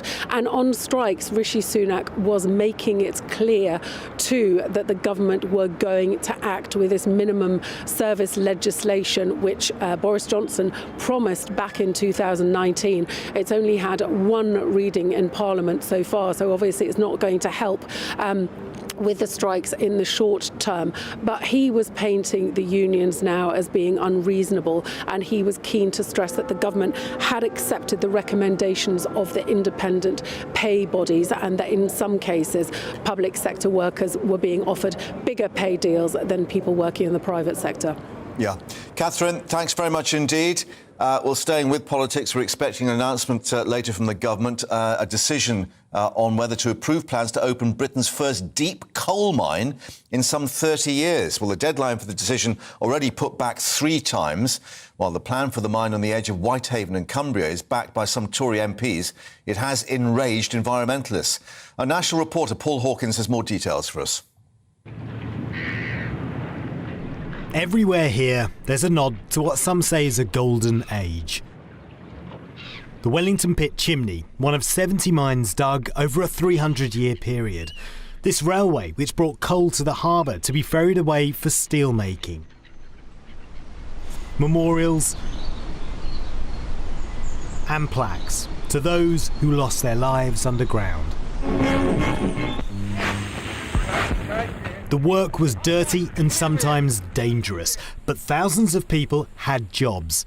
It gave them purpose, supporting communities and families. It's nice to receive a wage of your own and know that you're earning it. Glad to be back again at work after 18 months, and it'll be a great job to the district when everyone's back to work again. But cheaper foreign coal and a shift to cleaner, renewable energy meant that by 1986, the last mine in Whitehaven shut. And this is it, the Hague Colliery. Yeah, that's called the headgear, where the wheels are. Former miner Neil Messenger remembers it well. Best job you could ever have. I got a visit down when I was 14 and I never wanted to work anywhere else. It was hard manual labour. There was a lot of machinery at that time, you know, it wasn't just picks and shovels anymore. it wasn't just a job, right? You made friends there, colleagues, there was a whole community built around it. It was fantastic. It was just like family. Do you fancy a job in the new mine if it is opened? I've had my name down on the list since it was first mentioned, yeah. Mine was probably the first name on the list. Briefly a museum, it's now the office of the West Cumbria Mining Company, the people that want to build the new mine. A 4-minute drive away from the Old Hay Colliery is the site of the new proposed mine called the Woodhouse Colliery. Now it sits on the site of an old abandoned chemical works, the Marching Chemical Works that were knocked down in 2012. Now the site needs to be cleaned up, but West Cumbria Mining Company say that once up and running it would create up to 500 jobs directly and many more indirectly. It would use old tunnels that run underneath that were used to mine anhydrite to fetch the coal from up to 4 miles out of sea, and that would be ferried away by rail to wherever it needs to go. And this is what it will look like. Costing £160 million, its owners call their mine modern, safe, efficient and green, designed to blend into the landscape. Diversifying our energy supplies by investing in renewables is precisely the way to ensure ourselves against the risks of energy dependency. It is also a fantastic source of new jobs and growth. That was in November 2022, and it's why Lord Deben, the chair of the UK's Climate Change Committee, which advises the government, says opening the mine is indefensible and would create another example of Britain saying one thing and doing another. Opponents like local resident Gail Stevens say there's no economic arguments for the mine, let alone the obvious environmental opposition. I think that we need to see Whitehaven's long-term future going into green industries and into sustainable jobs, because the whole area deserves better. We're only at the start of the green revolution. This is going to produce such a tiny fraction of the carbon emissions that contribute to global warming that it's not going to make a difference either way. I just think it's a totally spurious argument. I think it's the argument of, a desperate position. It's 2022 and we're standing here having this conversation about reopening a coal mine. Supporters of the mine disagree. They argue the coking coal could end up at one of the UK's steel production plants like this one in Wales, meaning no need for less green, more expensive foreign imports from places like the USA, Australia and Poland. But the steel industry is making no comment about this new mine. Instead, it's focusing on efforts to decarbonise by switching to furnaces that rely on electricity instead of coal. Say yes to the mine and the Conservative Party can say it's sticking to the 2019 manifesto commitment to level up. Say no and the promise to lead the global fight against climate change in the same manifesto becomes harder to argue. Difficult choices for a new government. Paul Hawkins, GB News. Well, what will that decision be? We'll update you. We're expecting details at some stage this afternoon. As it comes out, we'll tell you, of course, and get some reaction. Now, let's head to the States, where Donald Trump has come under yet more fire from his fellow Republicans, with the Democrats scoring a win in the final runoff for the US midterms of the Senate. Baptist pastor Raphael Warnock retaining his seat in Georgia, and it's giving the Democrats a 51-49 majority in that upper chamber. Another flop for Trump, who'd personally handpicked the Republican contestant Herschel Walker, a former American football player.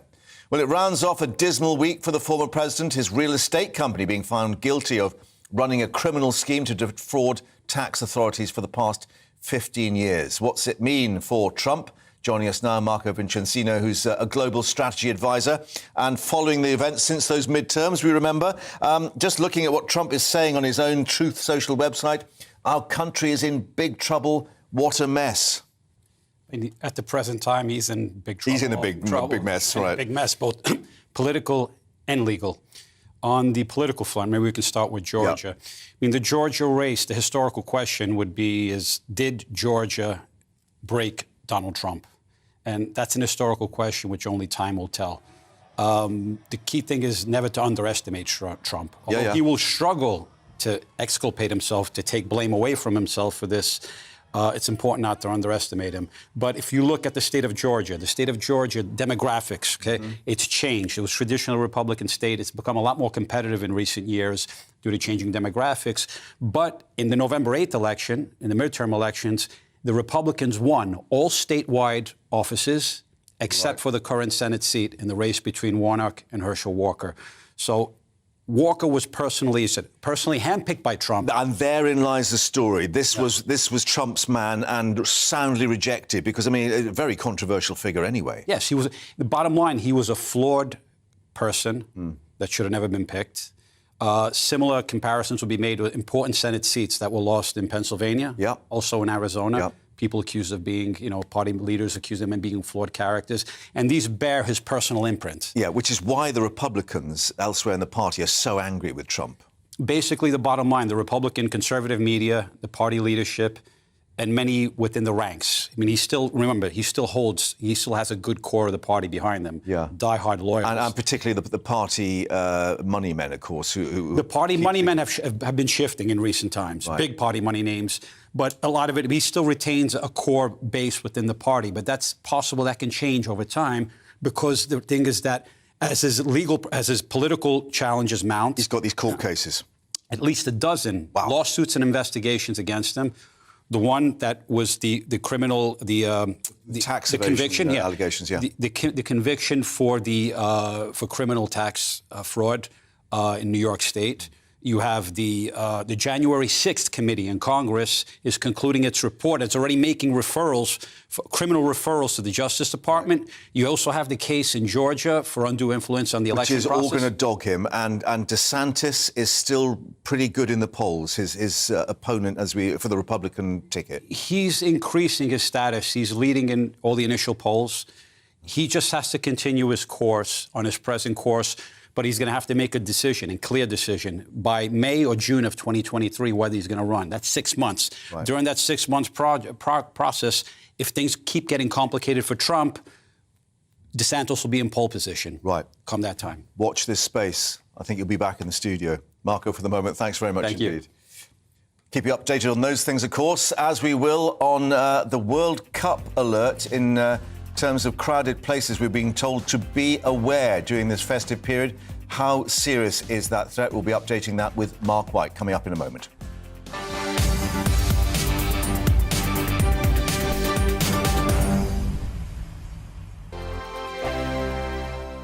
I'm Mark Dolan. Join me at 11 on GB News for Headliners, in which I'll be joined by two of the UK's top comedians discussing tomorrow's papers. If it's an important story, we'll cover it, but we'll have some fun along the way. Headliners, the late-night paper review that won't send you to sleep like the others will. 7 nights a week at 11 p.m. on GB News.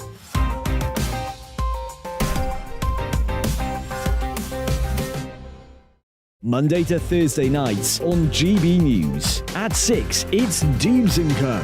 7 o'clock, Farage. At 8, join Mark Stein. And at 9, Dan Wootton Tonight, followed by Headliners. On TV, radio and online. This is GB News.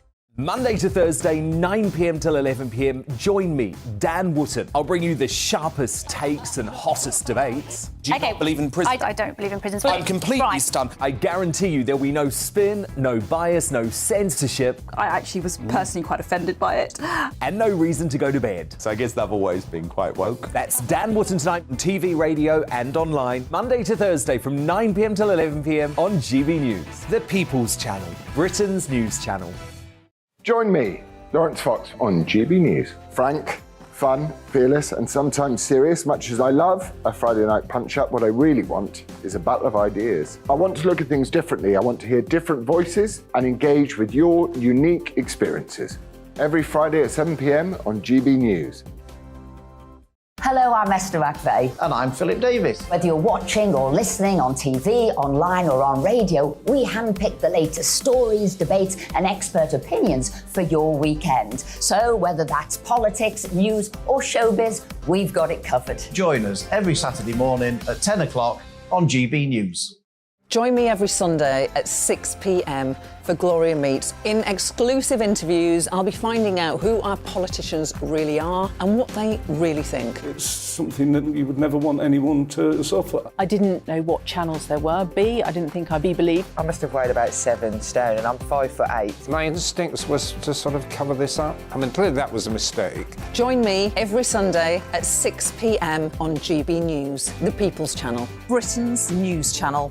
Hello there, it's Eamon Holmes here from Breakfast on GB News. We're not just on your television and your screens, you know. We're on DAB plus digital radio, so you can listen to your favourite shows on the move. If you've not yet listened to GB News Radio, it's very simple. We're on your radio player and tune-in apps, on your smart speaker, phone or tablet, or online at gbnews.uk. Take us with you wherever you go. GB News Radio. You never have to miss a moment of the People's Channel.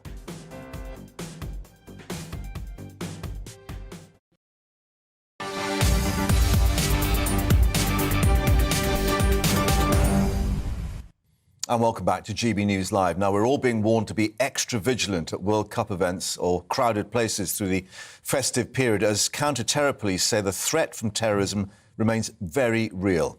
Our Home and Security Editor, Mark White, has been speaking to one of the country's most senior counter-terrorism officers.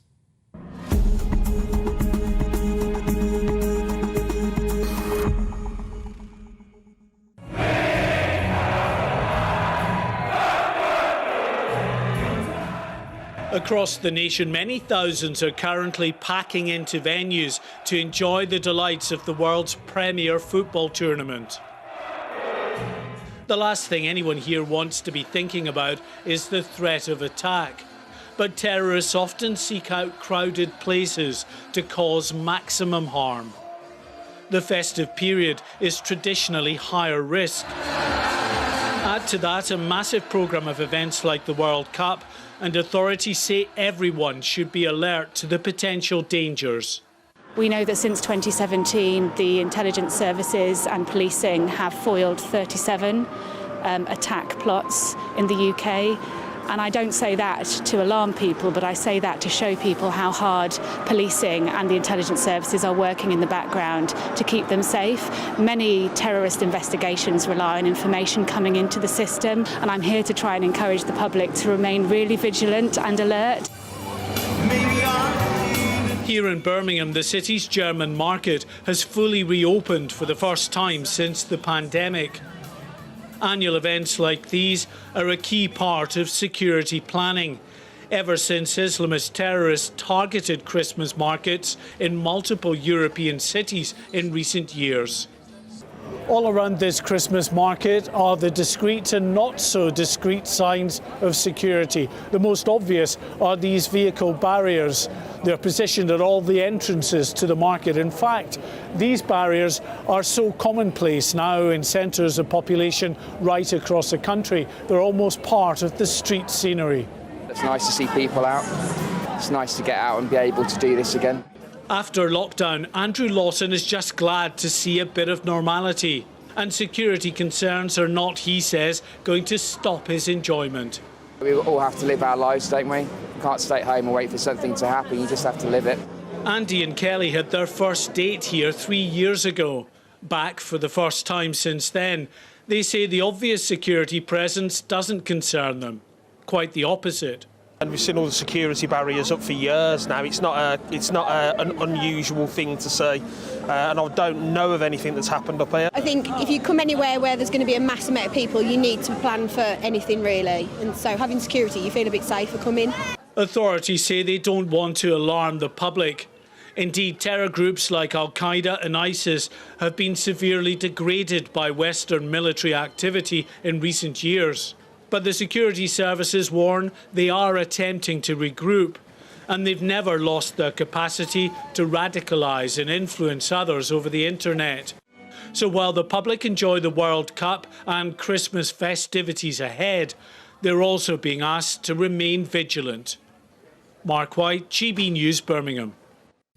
Well, Mark's joining us now in the studio to tell us more. And Mark, we ought to stress there's no specific warning or intelligence chatter, as we used to be told on these matters. No, I think what's key to this is because it's been effectively a year since we saw a terrorist attack in this country. That was at the maternity hospital in Liverpool, where thankfully that bomb didn't fully detonate. It just killed the bomber on that occasion. The terror threat level since then has been reduced to substantial from severe. Severe, of course, meaning a terrorist attack is highly likely. Yeah. Now, it still means a terrorist attack is likely and substantial, but understandably, people may feel, that they've been sort of lulled into a false sense of security, in the sense that you think it's much safer to go out. There is always a risk. There is always a threat out there. They don't want to overstate it, but they just want people to be vigilant and alert to the potential risks. It's the usual thing of bags being left unattended and all those sorts of things that we've got used to. But in terms of the threat, if you like, it does seem now to be more of the lone individual rather than an organised group. And, of course, that's very difficult for the security services to combat. Yeah, and that's why the public actually could be crucial here. Because, yes, it's about that suspicious activity out on the street, a bag left behind or something, but actually it's about someone that knows someone that lives next door to them, activity at their home address, things they might have been buying, things they might have said to friends and family that arouse some kind of suspicion and alarm. That's vital to get that kind of information back to the police, because what they're looking at the end of the day are those that want to cause high amounts of harm to individuals and to attack crowded places. We know that main threat is from Islamist extremism. They have targeted in the past Christmas markets all over Europe and other sort of festival or festivities. And we've seen vehicles mounting pavements and so on. So, I mean, are we likely to see more police visibly on the streets of our major cities? Yeah, we are, absolutely. In sort of main centres of population, there will be extra police patrols over the festive period, because as well we will have this double whammy, if you like, of all of these World Cup celebrations, as long as it continues, and we hope it will continue for some more weeks yet. And so that will bring extra people out onto the streets as well. And of course, it's not just the visible signs of security, but there are also the less or more covert security operations that are underway as well. So, as ever, be alert but not alarmed. Remember that phrase. That's the one. Mark, thanks very much indeed for updating us on that. Let's bring you some breaking news that we're getting from Westminster once more. Former Health Secretary and jungle contestant Matt Hancock has said he will not stand for the Conservatives in the next election. So confirmation, that's the letter. We did see him sitting in the chamber for Prime Minister's questions, but of course much conjecture as to whether he would continue with his political career, having published his diary and gone on to the reality TV show. That letter, confirmation that he will be standing down for the Conservatives as an MP. Reaction to that coming up, but let's get an update on all the news headlines now with Rosie.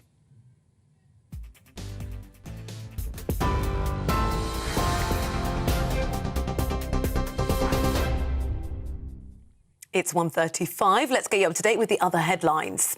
The Prime Minister says the government will impose tough laws if union leaders continue to be unreasonable. Amid a wave of strikes across a number of public sectors, Rishi Sunak vowed to take action to protect the British public from being impacted.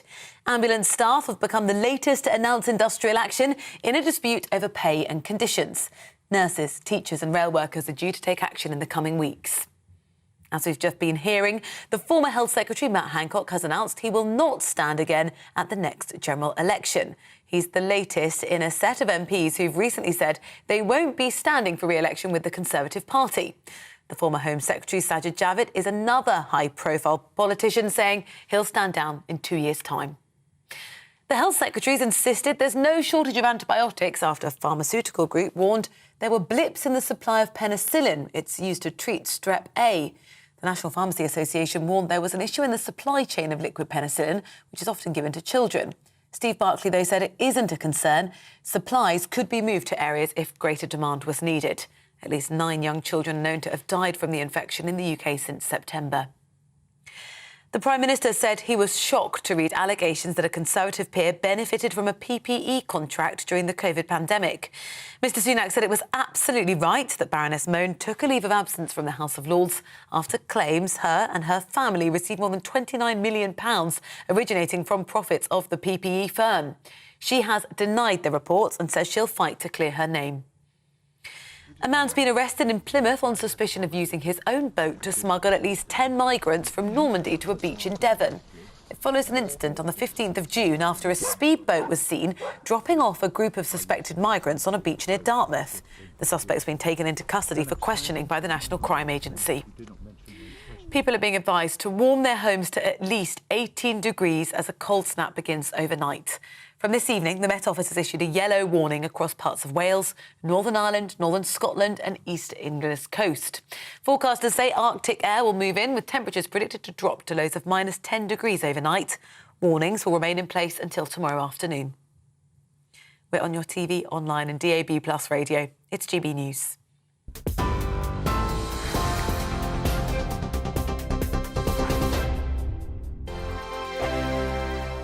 Monday to Thursday, 9 p.m. till 11 p.m. Join me, Dan Wootton. I'll bring you the sharpest takes and hottest debates. Do you not believe in prison? I don't believe in prisons. I'm completely stunned. I guarantee you there'll be no spin, no bias, no censorship. I actually was personally quite offended by it.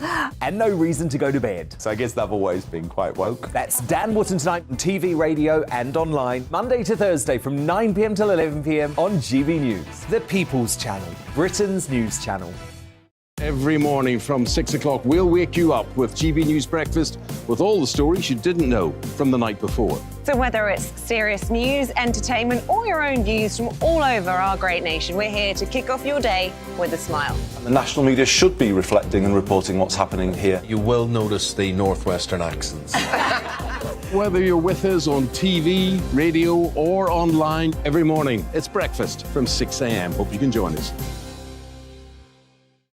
Join me every Sunday at 6 p.m. for Gloria Meets. In exclusive interviews, I'll be finding out who our politicians really are and what they really think. It's something that you would never want anyone to suffer. I didn't know what channels there were. B, I didn't think I'd be believed. I must have weighed about 7 stone and I'm 5'8". My instincts was to sort of cover this up. I mean, clearly that was a mistake. Join me every Sunday at 6 p.m. on GB News, the People's Channel, Britain's news channel. Hello there, it's Eamon Holmes here from Breakfast on GB News. We're not just on your television and your screens, you know. We're on DAB plus digital radio, so you can listen to your favourite shows on the move. If you've not yet listened to GB News Radio, it's very simple. We're on your radio player and TuneIn apps, on your smart speaker, phone or tablet, or online at gbnews.uk. Take us with you wherever you go. GB News Radio. You never have to miss a moment of the People's Channel. My name's Tom Harwood and join me 9:30 a.m. every weekday for The Briefing, your one-stop shop for everything you need to know about what's going on in politics today. I wonder if this is a deal that might need to be like the biscuits in this factory, twice baked. Is there not an opportunity here to win out against the extremes? Tom Harwood, GB News. What are you going to do about it? Things should have been done differently, and they certainly are being done differently. Don't miss it. The Briefing with me, Tom Harwood, 9:30 Monday to Friday on GB News. Hello, I'm Simon Evans. Join me on GB News for Headliners at 11 p.m, where I'll be joined by two of the country's top comedians as we take a look at tomorrow's newspapers tonight. If it's a big story, we'll be covering it, I guarantee, but we'll also have some fun along the way. That's GB News Headliners at 11 p.m. We won't put you to sleep, unlike some of the other paper review shows out there. So join us, 11 p.m, 7 nights a week.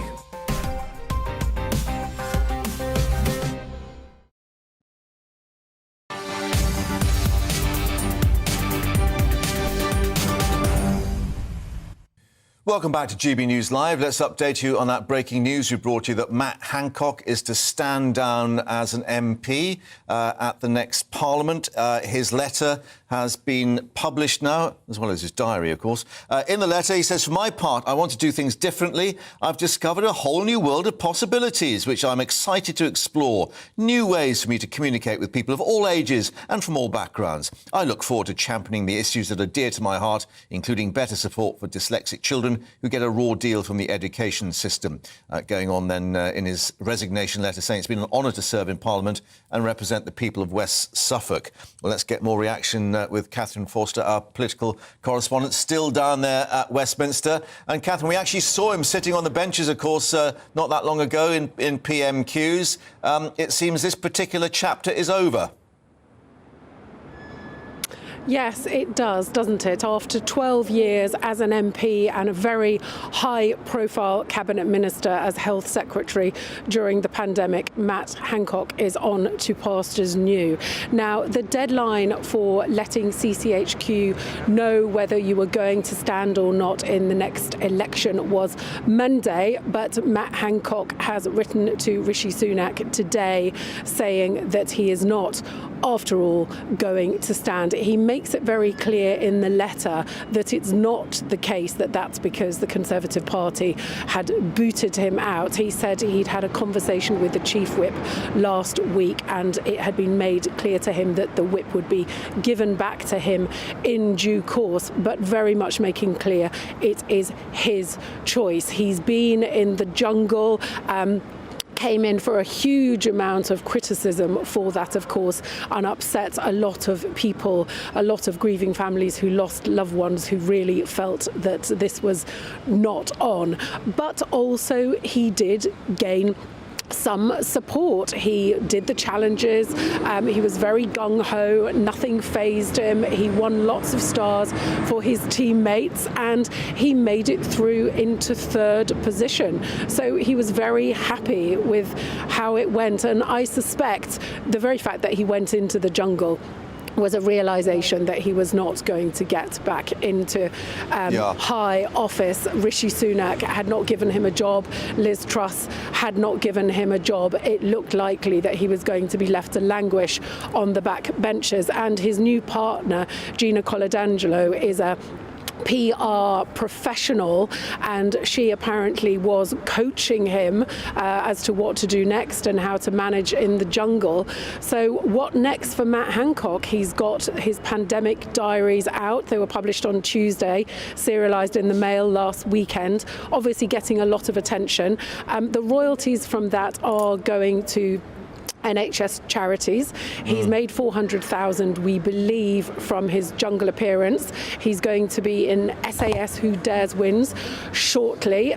Could Matt Hancock reinvent himself a la Ed Balls, a la Michael Portillo?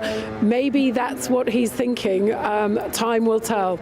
And talking of the PR coaching, we wonder whether she's also been coaching him on the resignation letter, saying the Conservative Party must now reconnect with the public we serve.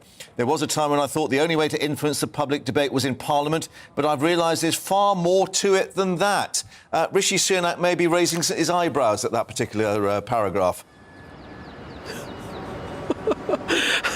Yes, I would imagine she probably did have a hand in it. When he brought her into work with him, it was, he said, because he struggled with empathy and she came in to help him sort of develop empathy. So I'm sure there has been some help. But yes, he has seen the light in terms of thinking that Westminster is not by any means the only way to change the world. And of course, there are many people who are disengaged with politics who really couldn't care less what goes on at that place behind me, although it does ultimately affect all of us. And he wants to reach out to them. He made a lot, didn't he, before he went in the jungle, of talking about dyslexia, which he feels very passionately about. His bill has got stuck in Palace of Westminster. It was timed out last week, but he didn't talk about it very much in the jungle, or certainly not in the edited highlights that we saw. But he's still very young, and he spent 12 years as an MP, and he's now planning for something very different. Yes, the revival of modern conservatism over the next decade will, I suspect, take place as much outside Parliament as in it. We shall see. Catherine, thank you very much indeed for updating us there in Westminster. Let's get the latest now on another soap opera. The Duke and Duchess of Sussex being awarded the Ripple of Hope by US human rights charity last night for their activism, they said, on racial justice and mental health. Well, Harry and Meghan's Netflix docu-series set to be released 8 a.m. tomorrow London time. The royal family bracing themselves for what may be revealed. The latest trailer being criticised over several clips that were rather misleading. Let's speak to our royal correspondent Cameron Walker about that now, joining us in the studio. So are we expecting yet more bits of sort of camera flashes going off, reporters chasing them, or not, as the case may be? Well, perhaps. Last night there was certainly a lot of cameras flashing at this Ripple of Hope Award in New York. It's Robert F. Kennedy Foundation that put on this gala, and that Harry and Meghan won this award for being an exemplary leader across government, business, yeah, and warning about the flash photography, just to alert people very quickly again, this going off. Yeah. And it's interesting because this was what they were sort of criticising in their trailer for Netflix about all the cameras following them and the rest of it. And here they are right in the middle of this maelstrom of publicity once more. Yeah, I think Harry and Meghan were criticising the media intrusion, which they did not permit, I think is fair to say. Clearly here they are staging on a blue carpet and are expecting cameras. But I think what's interesting is that Robert F. Kennedy's daughter, Kerry Kennedy, said in an interview last month that the reason they were getting this Ripple of Hope Award is for standing up to the structural racism within the institution of the monarchy. And clearly it's very well timed, because tomorrow, Mark, as you said, we're getting this Netflix documentary trailer. Well, this morning we've been out and about in London, and we have been speaking to a couple of people to see exactly what they think of Harry and Meghan. So let's take a look at that. When they got married, I was so thrilled. I felt like it was a new era, and now I'm just so embarrassed. And I just wish those two brothers would be friends again. I mean, it's all about family, isn't it? I find it a bit strange that they're having their conversations in public. I feel a bit sorry for them, actually. I think they're probably quite misunderstood. For somebody who doesn't want to be in the media, they're courting a lot of media attention. And while you're here, news just coming in from Bedfordshire Police. We talked about this yesterday. A 28-year-old man charged with a public order offence after an egg allegedly thrown at the King during a walkabout in Luton Town Centre, when the King, of course, was actually meeting people from various communities, particularly the Sikh community. And a lot of royal observers have said, well, this is where the real work is going on. The King and the Queen Consort meeting these people day after day after day, not actually sort of talking to the press about it in America. Yes, exactly. He was keeping calm and carrying on. The King visited a 24-hour kitchen at Gurdwara in Luton yesterday, who is feeding the communities in the cost of living crisis. We understand that the King is giving away £600 of his own money to each of his staff to counter, or up to £600 from his personal money to counteract the cost of living crisis. For them, clearly there was this egg incident, which a man has now been charged over. Yesterday, his security team very quickly guided the King away to a separate section of the crowd. Clearly there's a security problem there, because on the one hand, Charles wants to be inclusive and meet as many people as possible, but there is a bit of a security concern. But we think the walkabouts will continue. I think they will continue, yes. We saw that in York. There was the walkabout there about a month ago where I witnessed the 4 eggs being hurled in the direction of the King and Queen Consorts. Then to stand up to them, there was a unplanned walkabout a couple of hours later to show the world that they are not afraid to meet members of the public. Yeah. Cameron, thank you for that, and we shall see what emerges at 8 a.m. sharp tomorrow and the reaction to it. But let's get a bit more reaction now, because joining us once more, royal commentator Richard Fitzwilliams. Richard, will you be up at 8 tomorrow morning?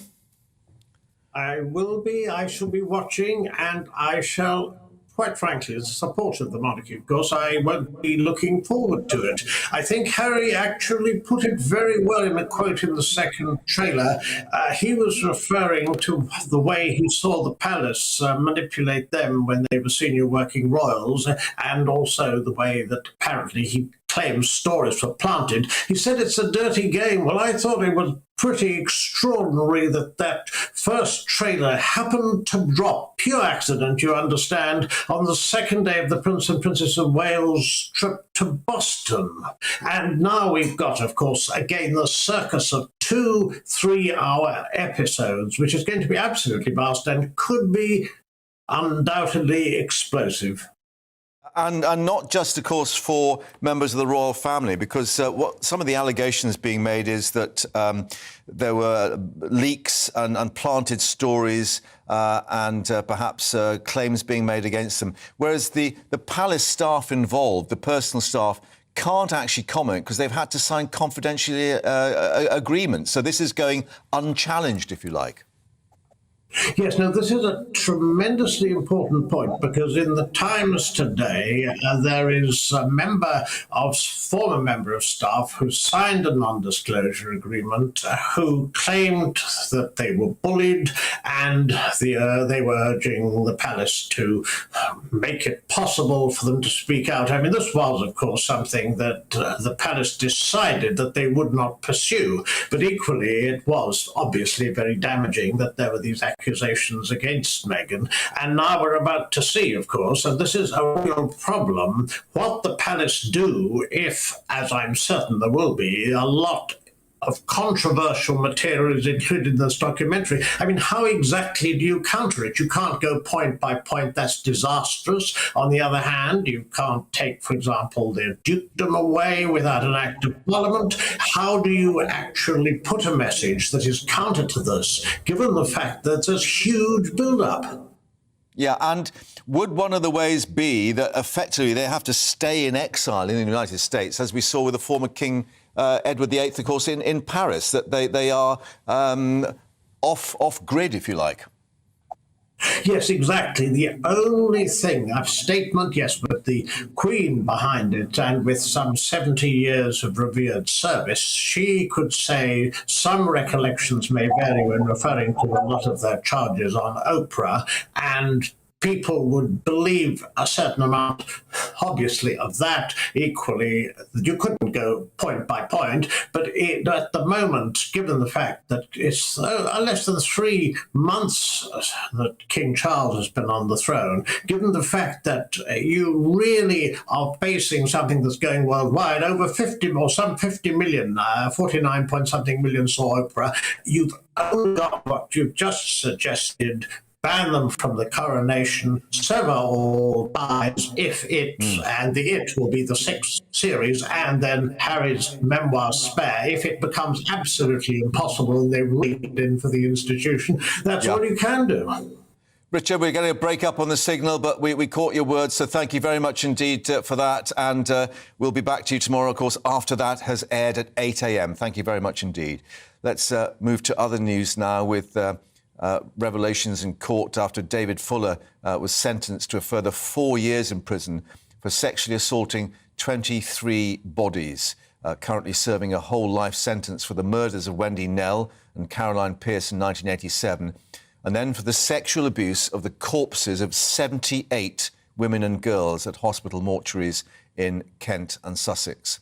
Let's go to join our London reporter Alice Porter, who was following events at the Old Bailey, as were many family members, Alice.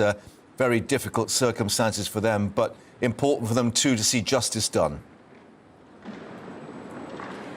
Absolutely, and it got quite emotional in court, really, when David Fuller was sentenced for a further 4 years. In the public gallery, someone shouted "scum" as he was taken away. David Fuller was there in person, and the judge, Mrs. Chima Grubb, had ordered him to stand and be there in person to hear the victim impact statements, which were very much at the heart of the sentencing today. We heard in person from one woman whose mother's body was raped in one of the mortuaries of Tunbridge Wells in the hospital there, and she very movingly said, you know, you raped her in the very place where she should have been safe.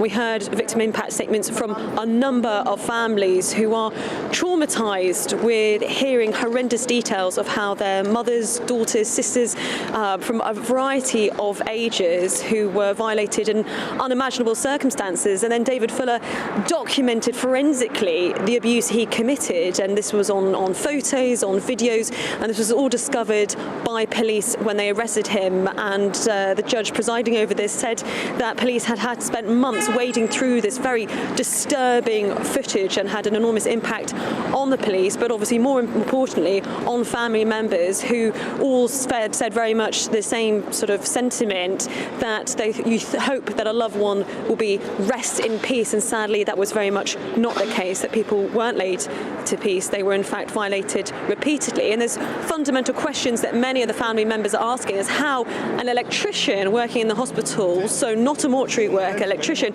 how he was able to continually abuse women for decades and going into more than one hospital. And a government independent inquiry will be trying to ascertain how David Fuller was able to abuse so many dead bodies over such a long period of time with being undetected. But I think at least today, these will be, from we understand from the police, that this, I was speaking earlier to Detective Superintendent Ivan Beasley. He said that at last, hopefully, families can have some sense of justice. David Fuller, we know, is a manipulating individual. He'd managed to get himself employment from 1989 in those hospital environments. He changed his shift pattern to work a late shift so that he was able to gain access to the mortuary. His role as a maintenance man in the hospital gave him a swipe card and access all areas. So he was able to put himself in a position to carry out that abuse in a place where no one else was around, and was able to get away with it for what we know of at least 15 years. It's been announced that families of victims will be able to get some sort of compensation up to £25,000 because of the enormous emotional impact that so many of them have suffered from discovering the abuse that their relatives suffered in very much a place, a hospital where they should have been safe, but sadly very much were not. Indeed, and as you say, questions yet to be answered too as to how he was able to bring that about. But for the moment, Alice, thank you very much indeed for bringing us the details on that terrible case for the families. But as you say, justice seemed to be done there. Well, coming up in this next hour, reaction to all the breaking news with Matt Hancock indicating he will be standing down as a Tory MP at the next election. What next for him? What next for us, as we're told that the cold snap is now going to last for at least a week, that amber weather warning being extended. All the details coming up in this next hour. Stay with us.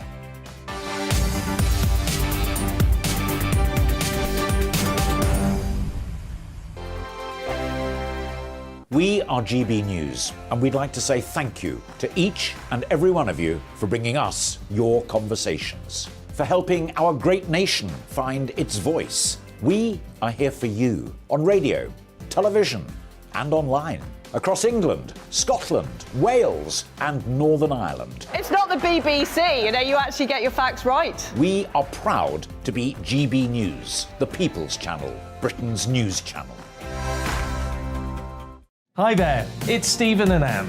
At breakfast from 6 a.m, you'll always be caught up with everything you need to know, the latest headlines, opinions and debates. We'll bring you the good news and the bad, but most of all, we're here for you. Remember, send in your views and let us know what you would like us to talk about. That's because we're your news channel.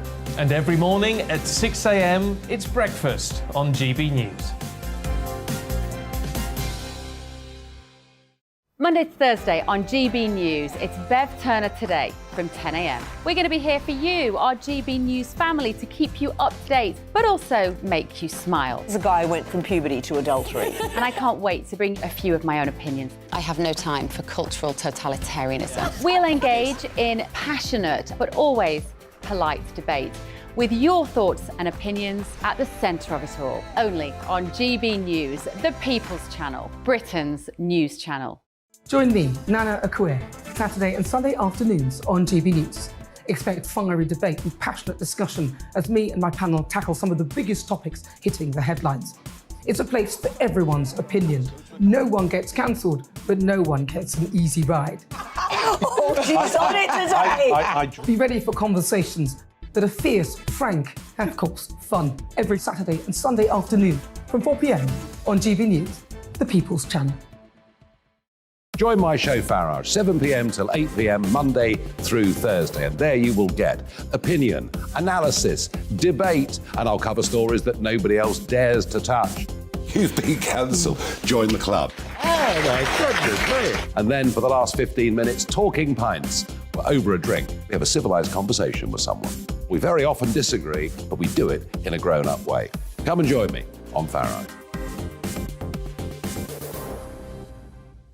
We are GB News, the People's Channel. And right across the United Kingdom. You can find us on Sky Channel 512, Virgin Media Channel 604, Freesat Channel 216, Freeview Channel 236, and YouView Channel 236. You can also take us with you on DAB Plus Radio, with the GB News app and at the website gbnews.uk. We're absolutely everywhere. Come join us on GB News, the People's Channel, Britain's news channel.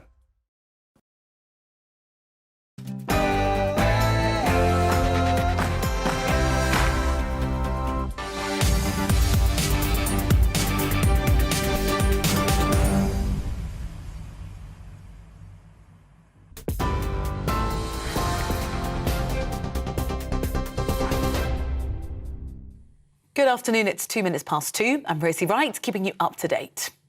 The former Health Secretary Matt Hancock has announced he will not stand again at the next general election. In a letter to the Prime Minister, he said he was proud of his 9 years in government, making reference to the UK having the first COVID vaccine in the world. Mr Hancock vowed to play a part in the debate about the future of our country and said he'd engage with the public in new ways. He's the latest in a wave of MPs who've said they won't stand for re-election with the Conservative Party. The latest and the most high-profile being the former Home Secretary Sajid Javid in the past week.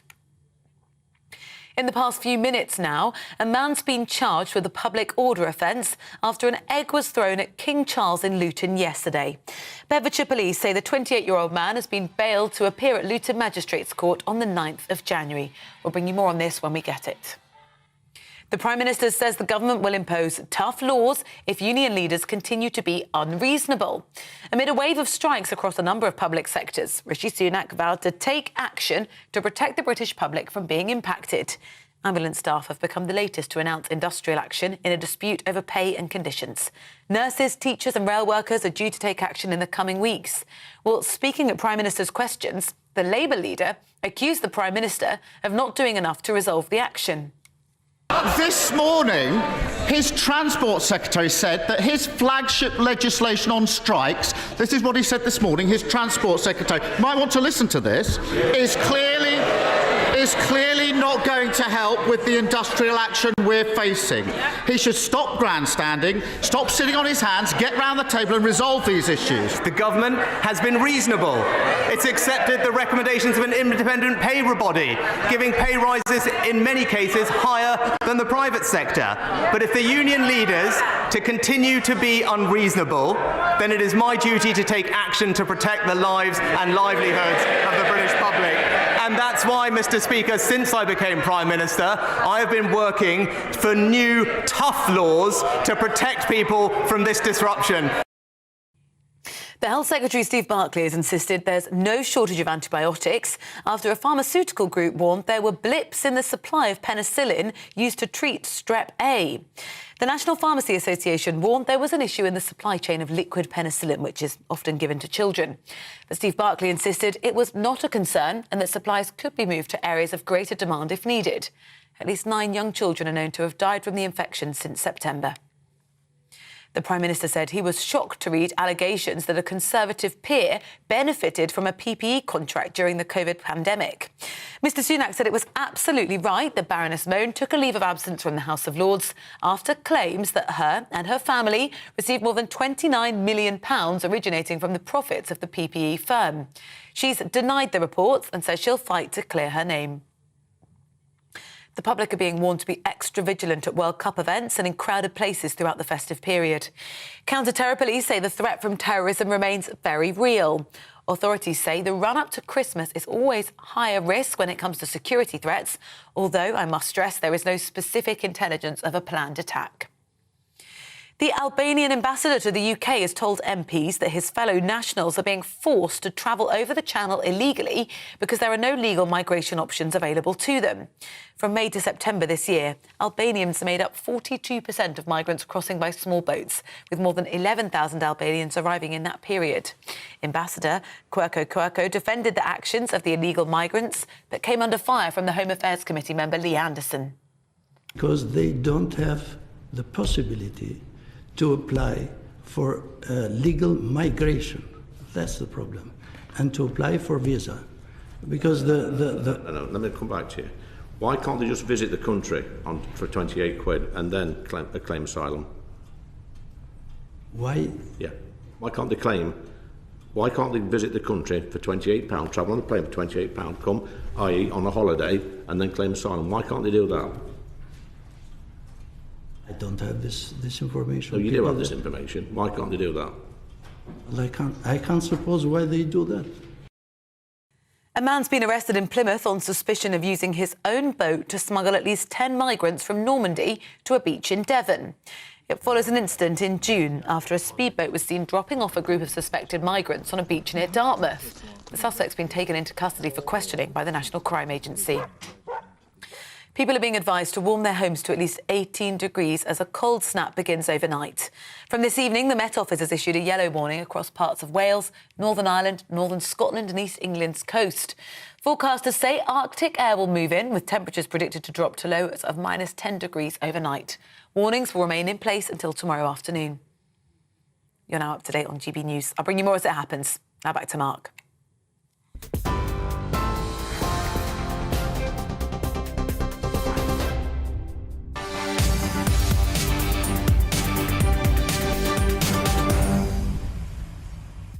Rosie, thank you very much indeed for all that. Coming up in this hour here on GB News Live, more from the Commons with the clashes over the housing situation, Baroness Moan's PPE contract, and what to do about strikers. We'll be bringing you all the latest reaction. Meanwhile, a far-right group thwarted in its attempts to overthrow the German government, we're being told. More than 3,000 armed police involved in a series of dawn raids. We'll get the very latest from Germany. And are you worried about heating your home? Well, never mind this winter. How about in the next week? Government advice to keep warm regardless of the energy costs. We're putting your questions to Age UK, as the Met Office now warns the cold snap will last at least a week. And we want to hear from you. How are you coping with that weather? And what's your reaction to Matt Hancock standing down as an MP? I'm a Tory. Get me out of here. Get in touch. gbviews@gbnews.uk.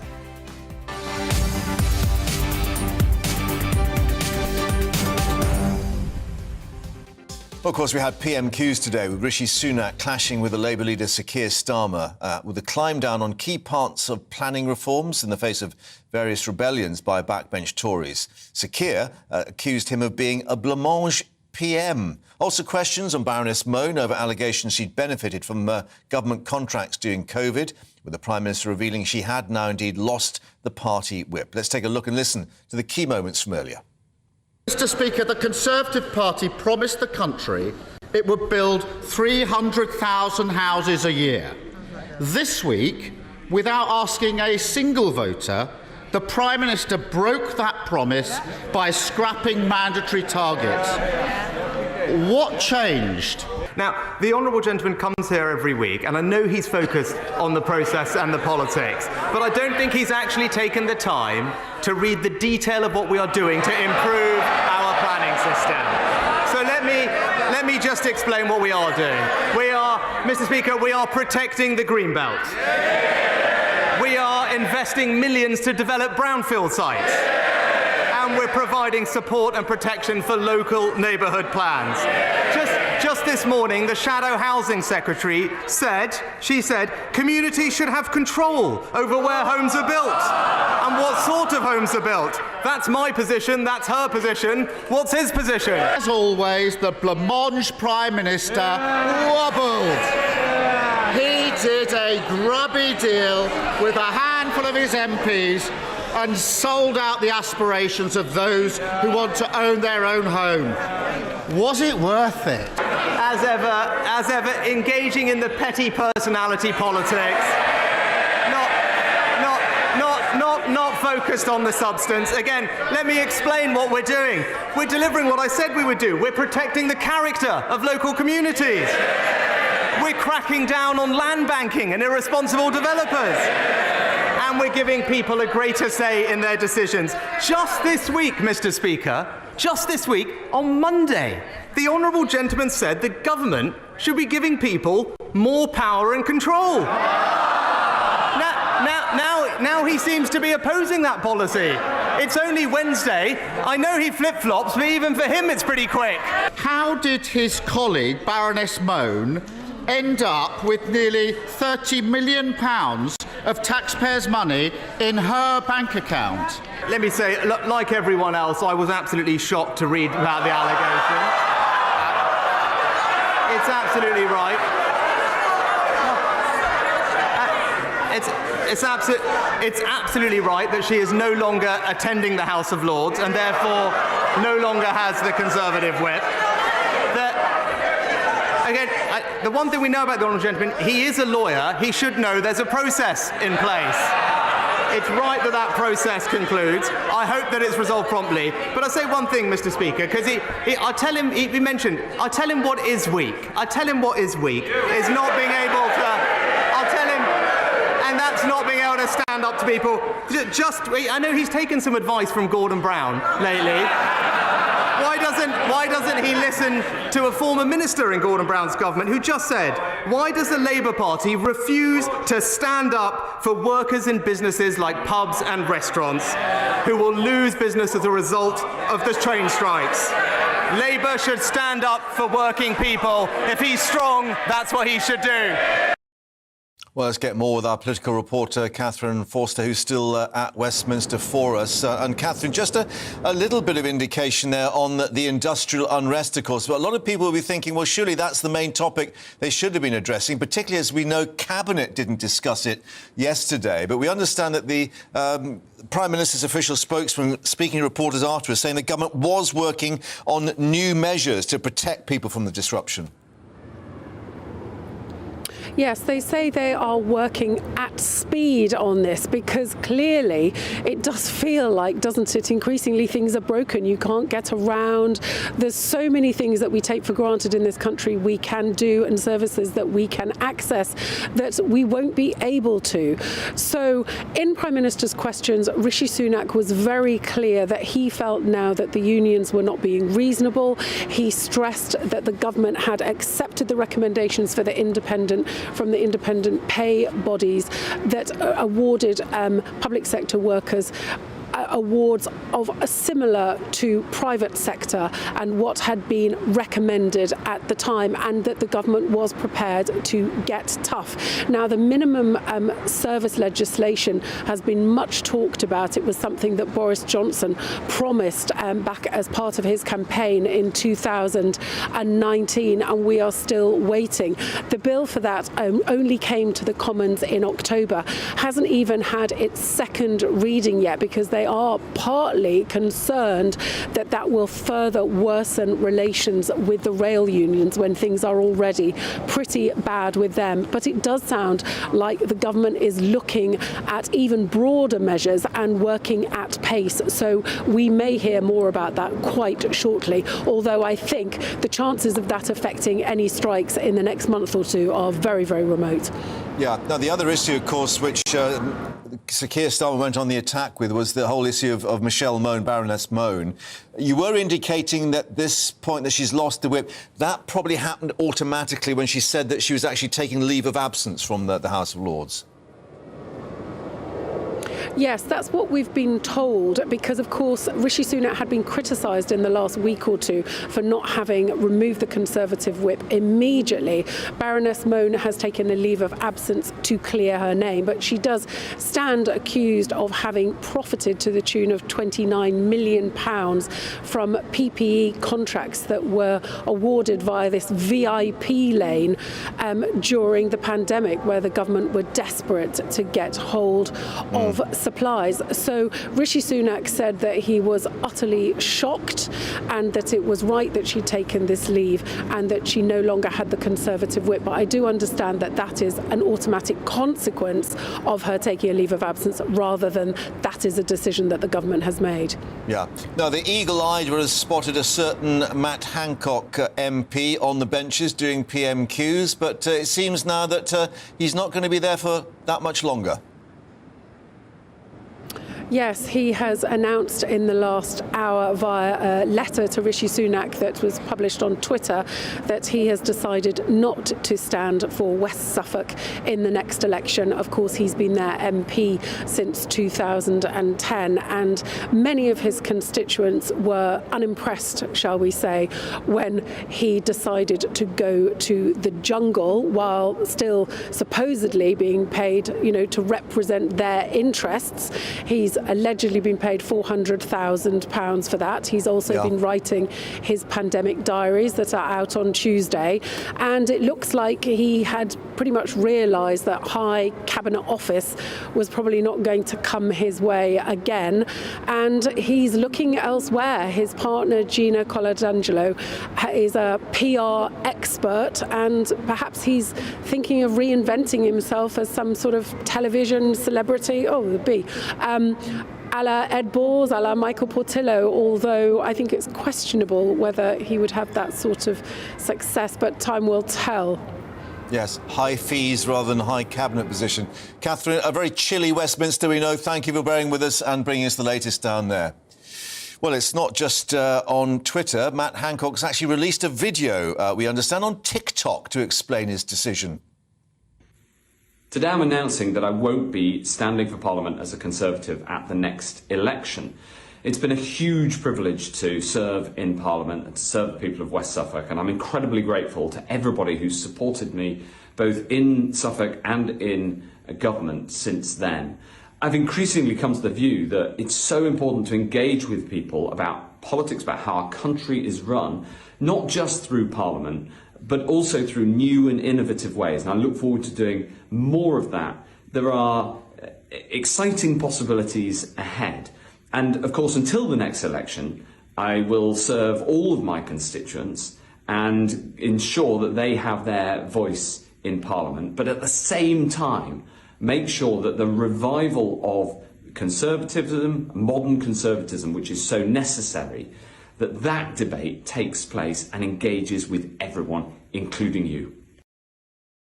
Well, perhaps one of the more unexciting TikTok videos out there. But let's get the view now of a former advisor to David Cameron, Philip Blond, who joins us. Philip, thanks very much indeed for joining us. Just to reiterate what he's saying, I've increasingly come to believe for a healthy democracy, we must find new ways to reach people, especially those disengaged with politics. The revival of modern conservatism over the next decade will, I suspect, take place as much outside Parliament as in it. Self-serving tosh, do you think, or a sort of political viewpoint?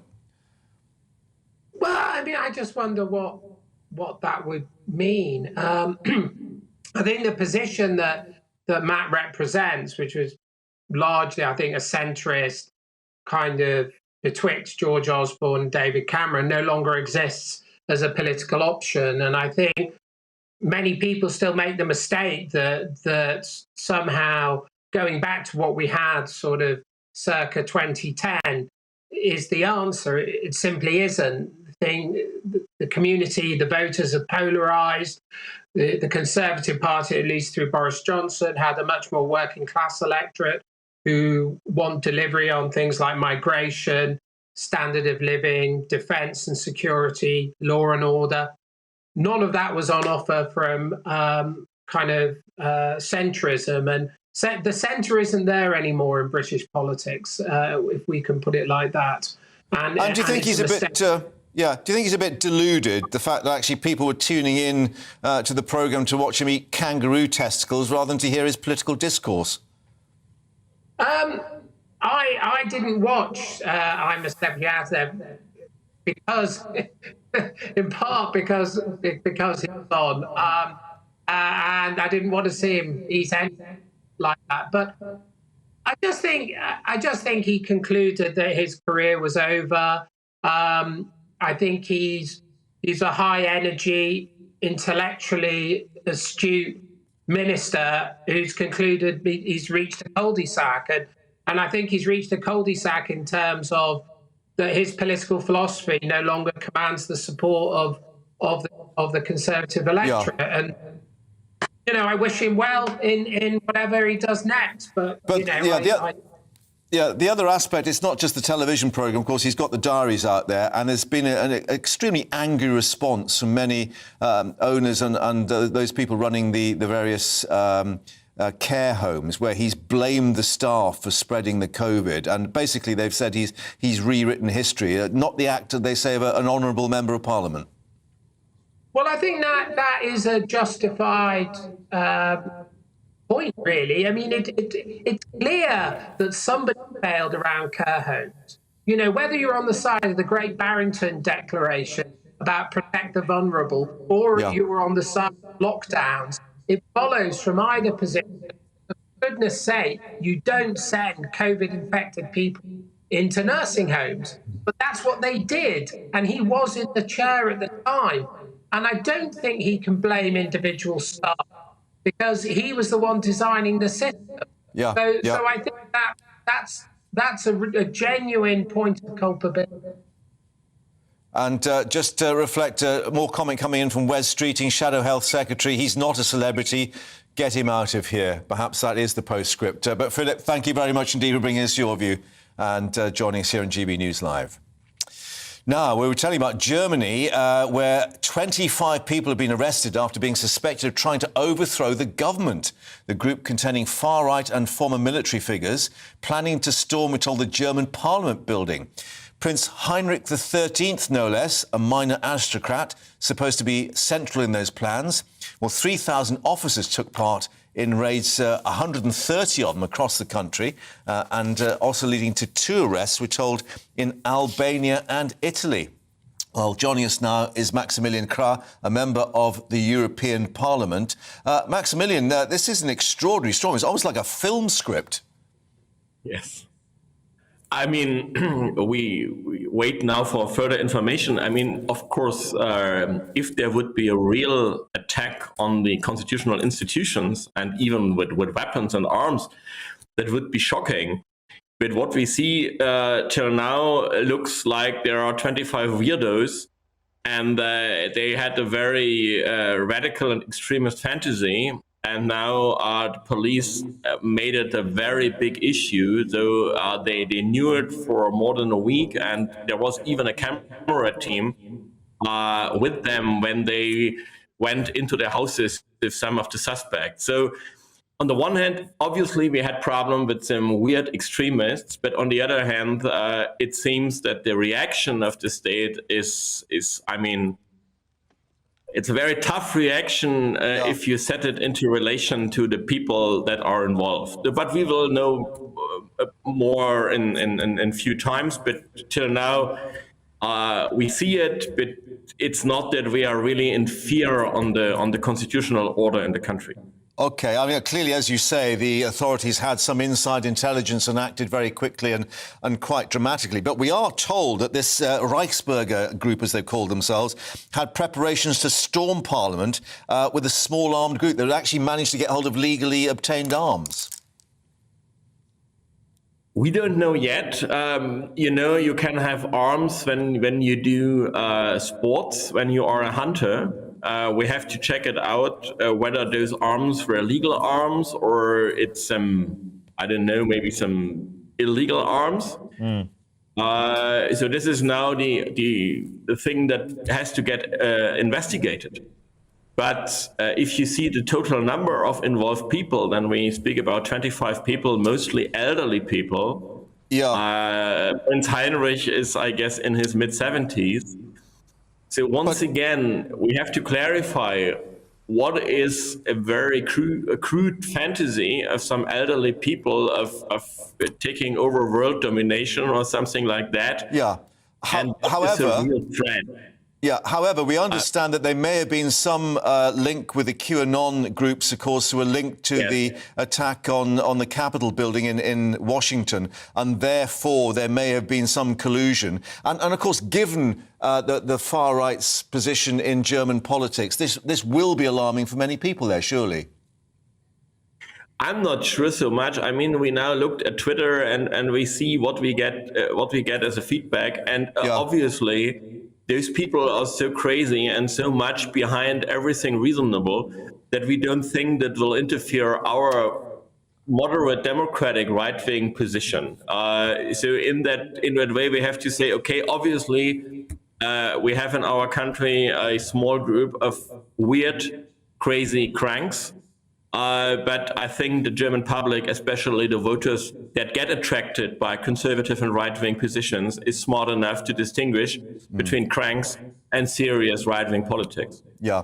On that note, Maximilian, thank you very much for joining us, member of the European Parliament, joining us in Brussels. Thank you very much indeed. We'll see, of course, what emerges in the investigation.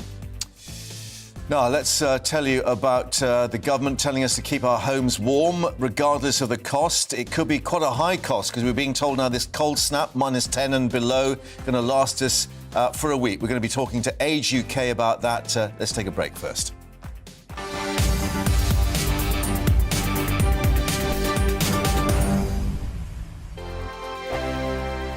Monday to Thursday nights on GB News. At 6, it's Dubes & Co. 7 o'clock, Farage.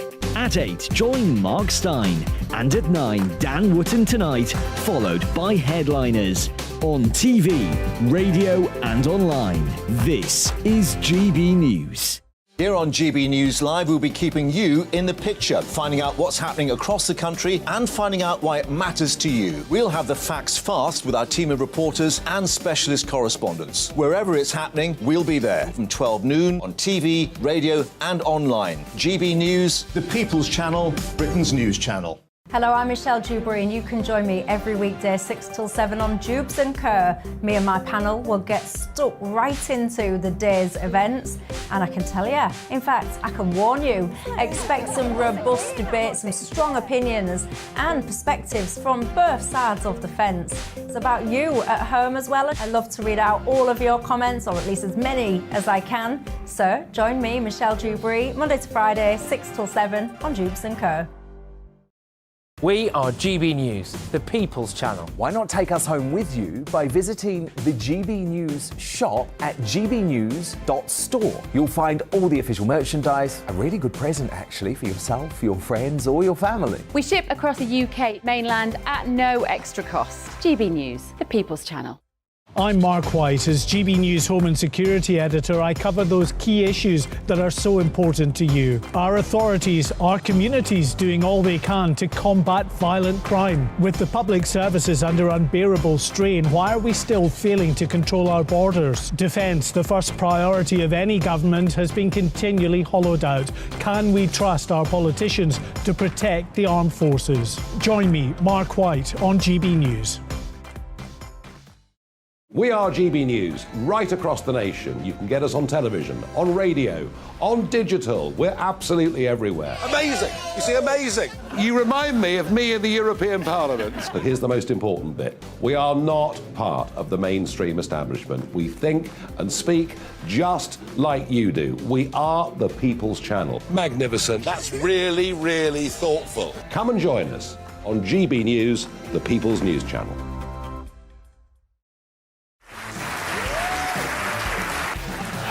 My name is Andrew Doyle. Join me every Sunday evening at 7 p.m. for Free Speech Nation.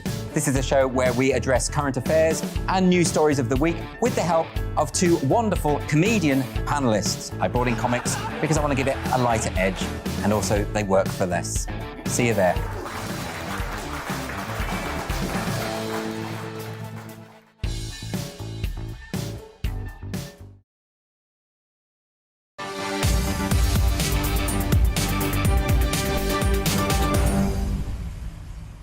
Welcome back to GB News Live. You don't need me to tell you it's cold out there, but let's update you with the latest that we're getting from the Met Office. They're extending their yellow weather warning, the amber alert, into Thursday and Friday now. That's with ice for coastal and northern England, snow and ice expected in northern Scotland, and that this could last for 7 days now at least.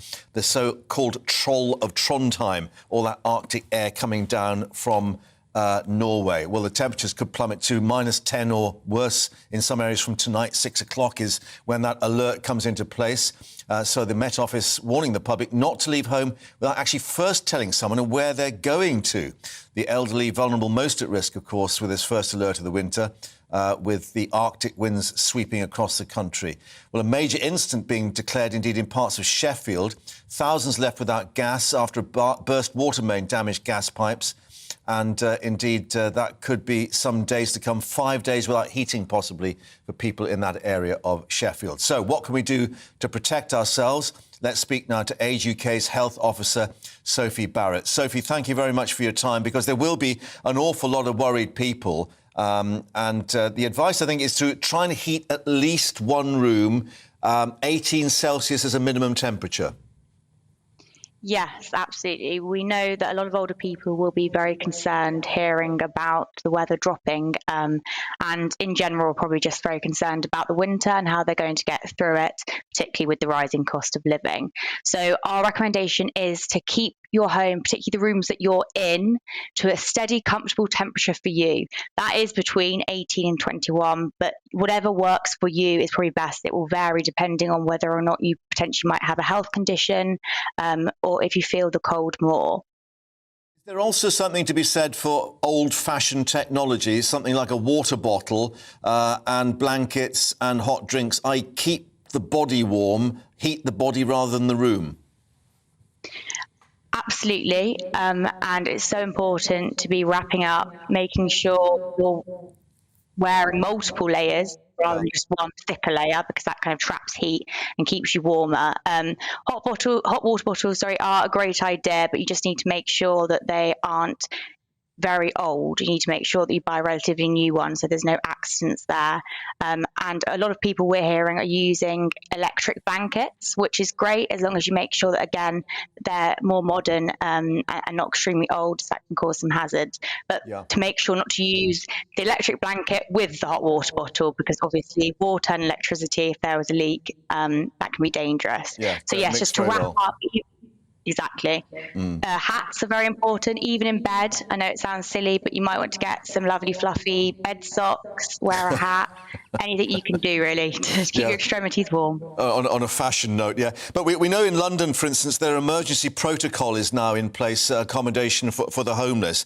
What's happening with local authorities in terms of more elderly residents? Because we heard back in the autumn about preparations for warm areas, public buildings, libraries and so on. Has there anything been issued on that yet?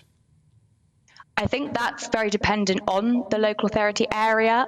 We know a lot of our local Age UKs covering all parts of the UK are doing lots of different things, like winter warm hubs, as you mentioned, running services where people can go and get hot food and drink, but also just have a place to chat to others and to stay warm. There are lots of services out there, and I think that is really important to highlight to any older person that might be watching this. You're absolutely not alone. There are people out there to help you. So please do get in touch with either our national advice line or your local Age UK services near you, or any of the various charities, local authority help that is out there. Yeah, and again, old-fashioned advice, perhaps to keep an eye out on your neighbours and to make sure that people, as we've been told, if you're going out and you're on your own, tell someone about where you're going to make sure you're back safely. Yes, absolutely. That's great advice. And just to remember to be a bit, I know it sounds silly, but a bit kinder this winter. We're all struggling. It's not just older people, but they are particularly vulnerable to the effects of cold weather. We know that. And it's just so important to be checking in, even if that's just dropping a phone call to your neighbours, friends, relatives, or just somebody that might be an older person living near you and potentially might be on their own, particularly important so they don't get isolated. Drop them a phone call, perhaps invite them over for a cup of tea, and obviously if you are able to spare more time, you could do something like help them out with their shopping or collect their medication, particularly if they can't go out, if they're worried about the weather and ice or anything like that. Be kind. Good advice. Thank you very much indeed for joining us. And, of course, we'll see how people get on in this week ahead. Thanks very much indeed. Coming up, part 3 of Harry and Meghan and the Netflix trailers. Is it worth watching? We'll be finding out in a moment. All those details coming up. First, an update on the news with Rosie.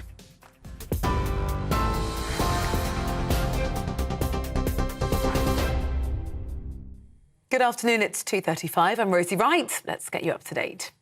The former Health Secretary, Matt Hancock, has announced he won't stand again at the next general election. In a letter to the Prime Minister, he said he was proud of his 9 years in government, making reference to the UK having the first COVID vaccine in the world. Mr Hancock vowed to play a part in the debate about the future of our country and engage with the public in new ways. It's been a huge privilege to serve in Parliament and to serve the people of West Suffolk, and I'm incredibly grateful to everybody who's supported me both in Suffolk and in government since then.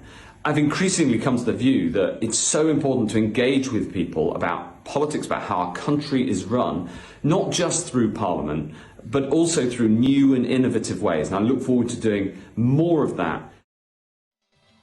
A man's been charged with a public order offence after an egg was thrown at King Charles in Luton yesterday. Bedfordshire police say the 28-year-old man has been bailed to appear at Luton Magistrates Court on the 9th of January. The Health Secretary's insisted there's no shortage of antibiotics after a pharmaceutical group warned there were blips in the supply of penicillin used to treat strep A. The National Pharmacy Association warned there was an issue in the supply chain of liquid penicillin, which is often given to children. Steve Barclay said that isn't a concern and supplies could be moved to areas of greater demand if needed. At least 9 young children are known to have died from the infection in the UK since September. The Prime Minister said he was shocked to read allegations that a Conservative peer benefited from a PPE contract during the COVID pandemic. Mr Sunak said it was absolutely right that Baroness Mone took a leave of absence from the House of Lords after claims her and her family received more than £29 million originating from the profits of PPE firm. She's denied the reports and says she'll fight to clear her name. We're on your TV, online and DAB+ radio. You're up to date on GB News.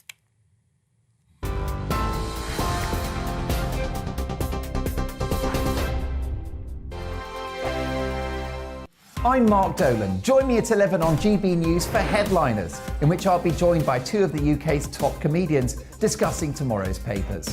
If it's an important story, we'll cover it, but we'll have some fun along the way.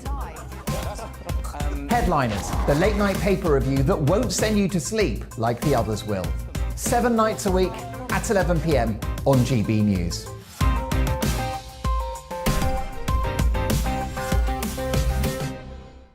Monday to Thursday nights on GB News. At 6, it's Dubes & Co. 7 o'clock, Farage. At 8, join Mark Stein. And at 9, Dan Wootton Tonight, followed by Headliners. On TV, radio and online. This is GB News. Monday to Thursday, 9 p.m. till 11 p.m. Join me, Dan Wootton. I'll bring you the sharpest takes and hottest debates. Do you not believe in prison? I don't believe in prison. I'm completely stunned. I guarantee you there'll be no spin, no bias, no censorship. I actually was personally quite offended by it. And no reason to go to bed. So I guess they've always been quite woke. That's Dan Wootton Tonight on TV, radio and online. Monday to Thursday from 9 p.m. till 11 p.m. on GB News. The People's Channel, Britain's news channel. Join me, Lawrence Fox, on GB News. Frank, fun, fearless and sometimes serious, much as I love a Friday night punch-up, what I really want is a battle of ideas. I want to look at things differently. I want to hear different voices and engage with your unique experiences. Every Friday at 7 p.m. on GB News. Hello, I'm Esther McVeigh. And I'm Philip Davis. Whether you're watching or listening on TV, online or on radio, we handpick the latest stories, debates and expert opinions for your weekend. So whether that's politics, news or showbiz, we've got it covered. Join us every Saturday morning at 10 o'clock on GB News. Join me every Sunday at 6 p.m. for Gloria Meets. In exclusive interviews, I'll be finding out who our politicians really are and what they really think. It's something that you would never want anyone to suffer. I didn't know what channels there were. I didn't think I'd be believed. I must have weighed about 7 stone and I'm 5'8". My instincts was to sort of cover this up. I mean, clearly that was a mistake. Join me every Sunday at 6 p.m. on GB News, the People's Channel, Britain's news channel. Hello there, it's Eamon Holmes here from Breakfast on GB News. We're not just on your television and your screens, you know. We're on DAB plus digital radio, so you can listen to your favourite shows on the move. If you've not yet listened to GB News Radio, it's very simple. We're on your radio player and TuneIn apps, on your smart speaker, phone or tablet, or online at gbnews.uk. Take us with you wherever you go. GB News Radio. You never have to miss a moment of the People's Channel.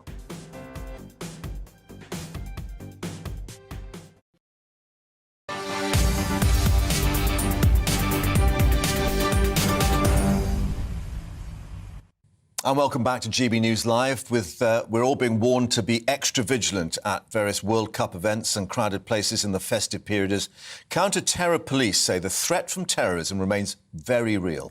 Our Home and Security editor, Mark White, has been speaking to one of the country's most senior counter-terrorism officers.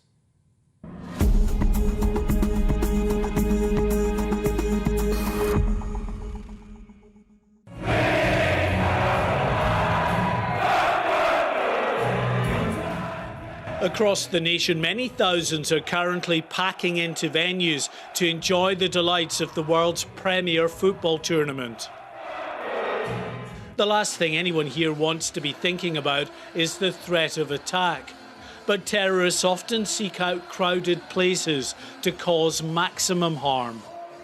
The festive period is traditionally higher risk. Add to that a massive programme of events like the World Cup, and authorities say everyone should be alert to the potential dangers. We know that since 2017, the intelligence services and policing have foiled 37 attack plots in the UK. And I don't say that to alarm people, but I say that to show people how hard policing and the intelligence services are working in the background to keep them safe. Many terrorist investigations rely on information coming into the system, and I'm here to try and encourage the public to remain really vigilant and alert. Here in Birmingham, the city's German market has fully reopened for the first time since the pandemic. Annual events like these are a key part of security planning, ever since Islamist terrorists targeted Christmas markets in multiple European cities in recent years. All around this Christmas market are the discreet and not so discreet signs of security. The most obvious are these vehicle barriers.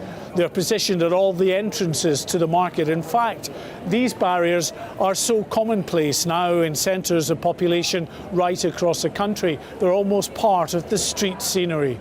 It's nice to see people out. It's nice to get out and be able to do this again. After lockdown, Andrew Lawson is just glad to see a bit of normality. And security concerns are not, he says, going to stop his enjoyment. We all have to live our lives, don't we? You can't stay at home and wait for something to happen, you just have to live it. Andy and Kelly had their first date here 3 years ago. Back for the first time since then. They say the obvious security presence doesn't concern them. Quite the opposite. And we've seen all the security barriers up for years now. It's not an unusual thing to see, and I don't know of anything that's happened up here. I think if you come anywhere where there's going to be a mass amount of people, you need to plan for anything really. And so having security, you feel a bit safer coming. Authorities say they don't want to alarm the public. Indeed, terror groups like Al-Qaeda and ISIS have been severely degraded by Western military activity in recent years. But the security services warn they are attempting to regroup, and they've never lost their capacity to radicalise and influence others over the internet. So while the public enjoy the World Cup and Christmas festivities ahead, they're also being asked to remain vigilant. Mark White, GB News, Birmingham. Let's get more with Mark joining us now in the studio. And Mark, just to reassure people, we should say that there's no specific warning or the, as we've described it, intelligence chatter that they normally pick up in these instances. No, nothing on a specific attack, but they do know that ISIS and Al-Qaeda, other extremist groups, have been regrouping. ISIS, of course, was largely degraded in Syria and Iraq by Western coalition forces in recent years. But it's not done and dusted. It's still there. It's moved on into other areas, even up into Afghanistan. And it's never lost its ability to actually reach out over the internet and to radicalise and influence people on the internet. So it remains a significant threat, and those that buy into that ideology remain, of course, a significant threat as well. These are the so-called lone wolves, and very difficult for the authorities to pick up and find out what's going on in their minds. Yes, because it can be as quick as someone deciding just to go into their mum's kitchen drawer and pull out a big carving knife, or get behind the wheel of a vehicle and just head down a street. It can be as sudden as that. So it's difficult to get a handle on any plot as such when it's a lone wolf. But what could be very useful, and often is very useful to the police and security services, are friends, family, neighbours of an individual that might notice something different about their behaviour, the kind of things they're up to, things they might be buying, things they may have said. That kind of information, in isolation, you might not think is that useful. So it's an early warning. Passed on to the security services can be invaluable. Now, we are, of course, at this time, we've got all the fan zones for the football. We've got people going to the winter events and the various sort of fairs and so on. Are the old rules still applying? I.e., keep an eye out for any bags that have been abandoned or people that are acting suspiciously, the old eyes and ears, if you like. Yes, and clearly at the time around Christmas anyways, you're building up to Christmas, it's always higher risk because we've seen that Islamist terror groups in particular often target the likes of Christmas markets, other festivities that are large public gatherings. We've seen that right across the world.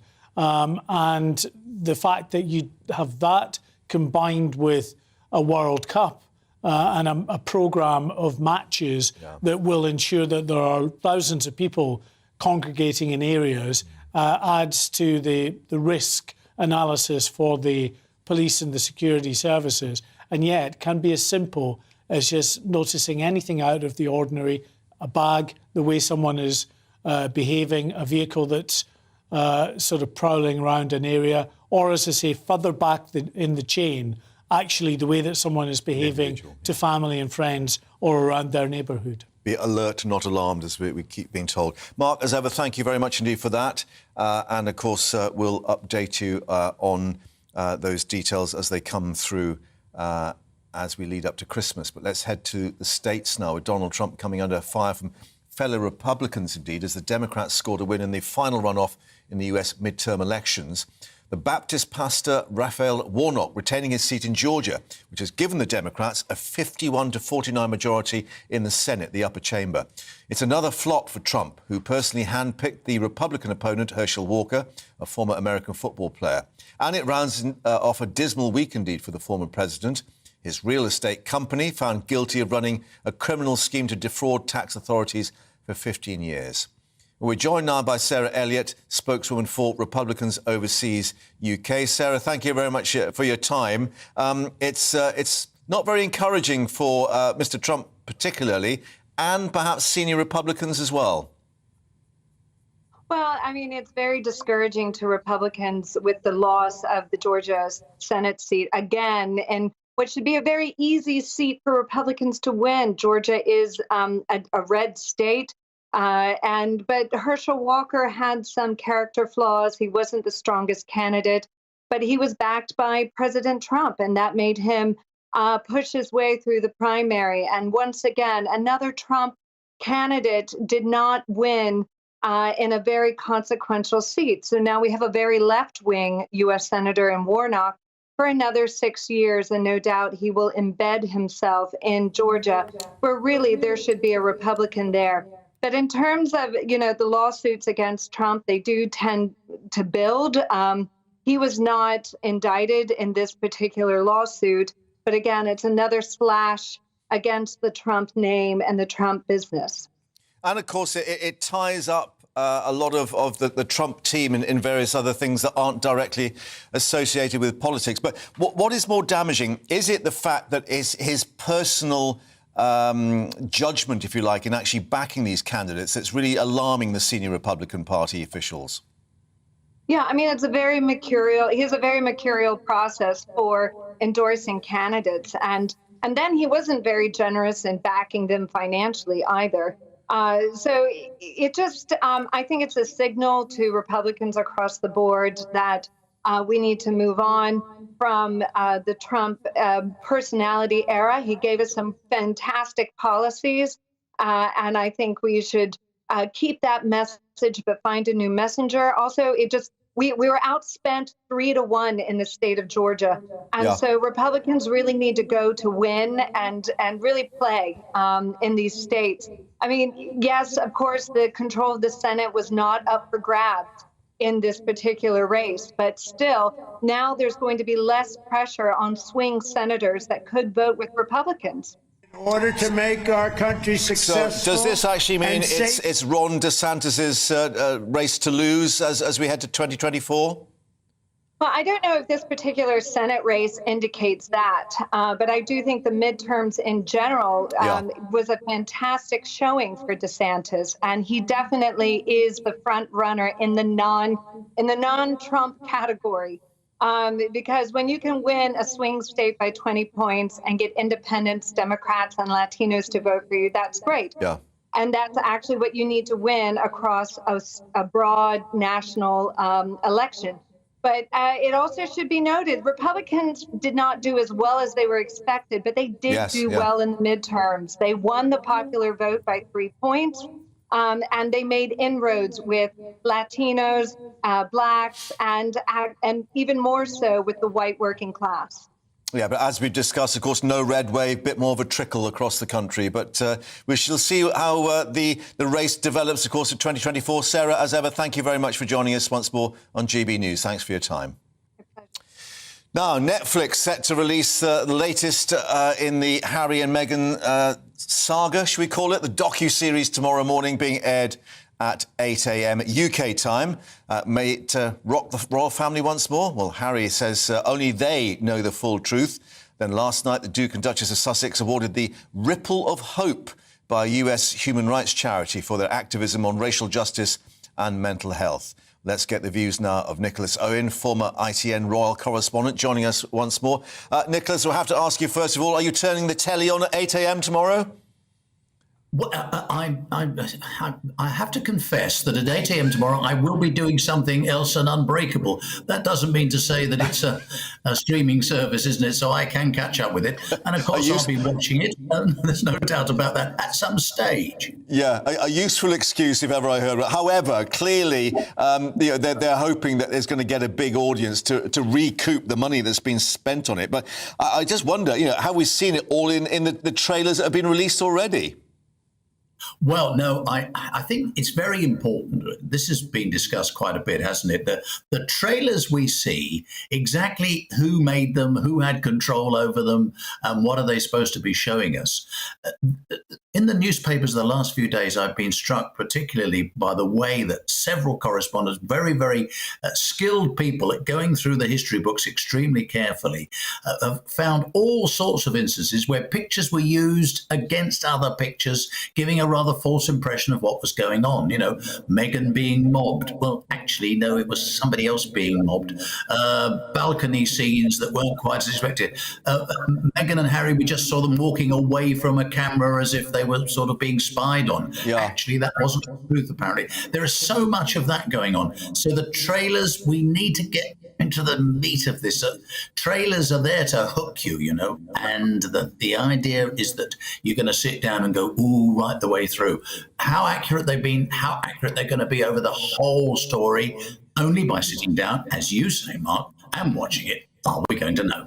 Yeah, because, of course, obviously, the trailer very often, it sort of cuts stuff around and mixes it up and so on. However, it's interesting that we're getting the message that Kensington Palace particularly is going to be watching and listening to the veracity of what's being said, and an indication that they may indeed this time react, that they won't just keep their counsel. I would think they're going to have to react, frankly.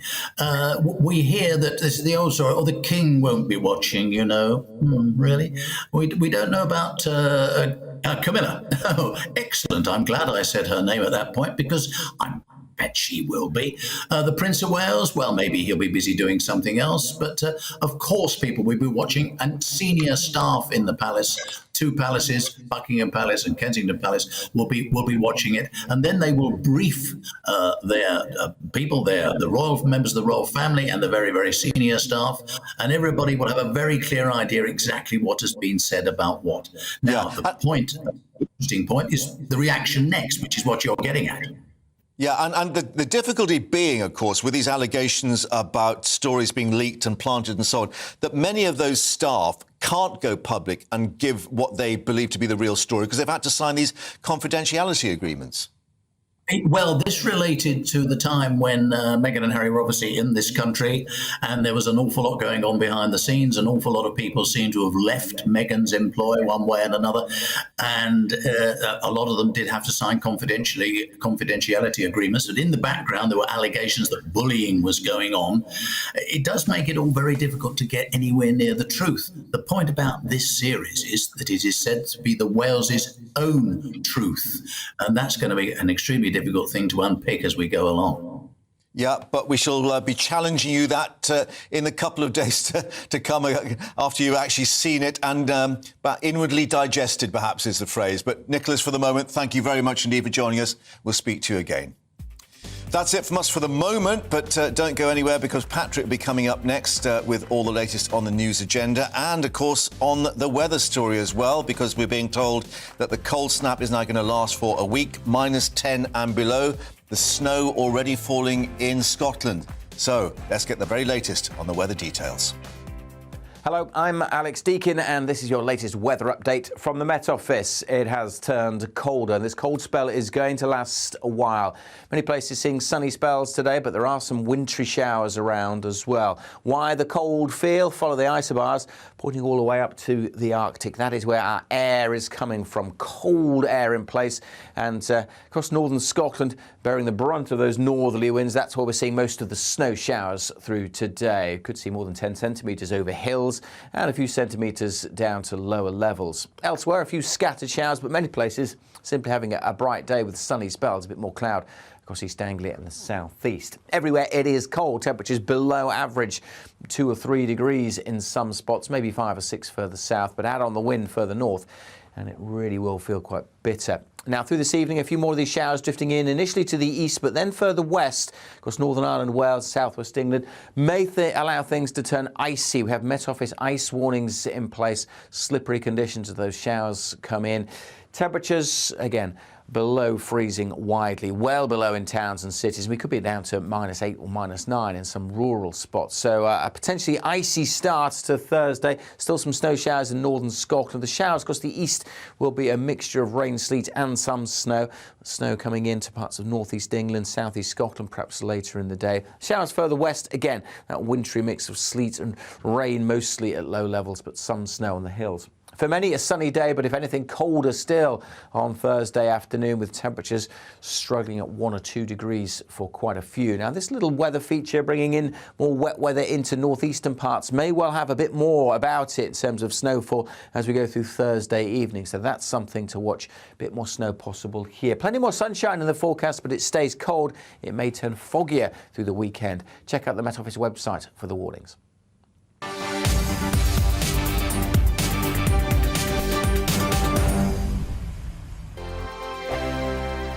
Monday to Thursday, 9 p.m. till 11 p.m. Join me, Dan Wootton. I'll bring you the sharpest takes and hottest debates. Do you not believe in prisons? I don't believe in prisons. I'm completely stunned. I guarantee you there'll be no spin, no bias, no censorship. I actually was personally quite offended by it. And no reason to go to bed. So I guess they've always been quite woke. That's Dan Wootton tonight on TV, radio and online. Monday to Thursday from 9 p.m. till 11 p.m. on GB News. The People's Channel, Britain's news channel. Every morning from 6 o'clock, we'll wake you up with GB News Breakfast with all the stories you didn't know from the night before. So whether it's serious news, entertainment, or your own views from all over our great nation, we're here to kick off your day with a smile. The national media should be reflecting and reporting what's happening here. You will notice the northwestern accents. Whether you're with us on TV, radio, or online, every morning, it's breakfast from 6 a.m. Hope you can join us. Join me every Sunday at 6 p.m. for Gloria Meets in exclusive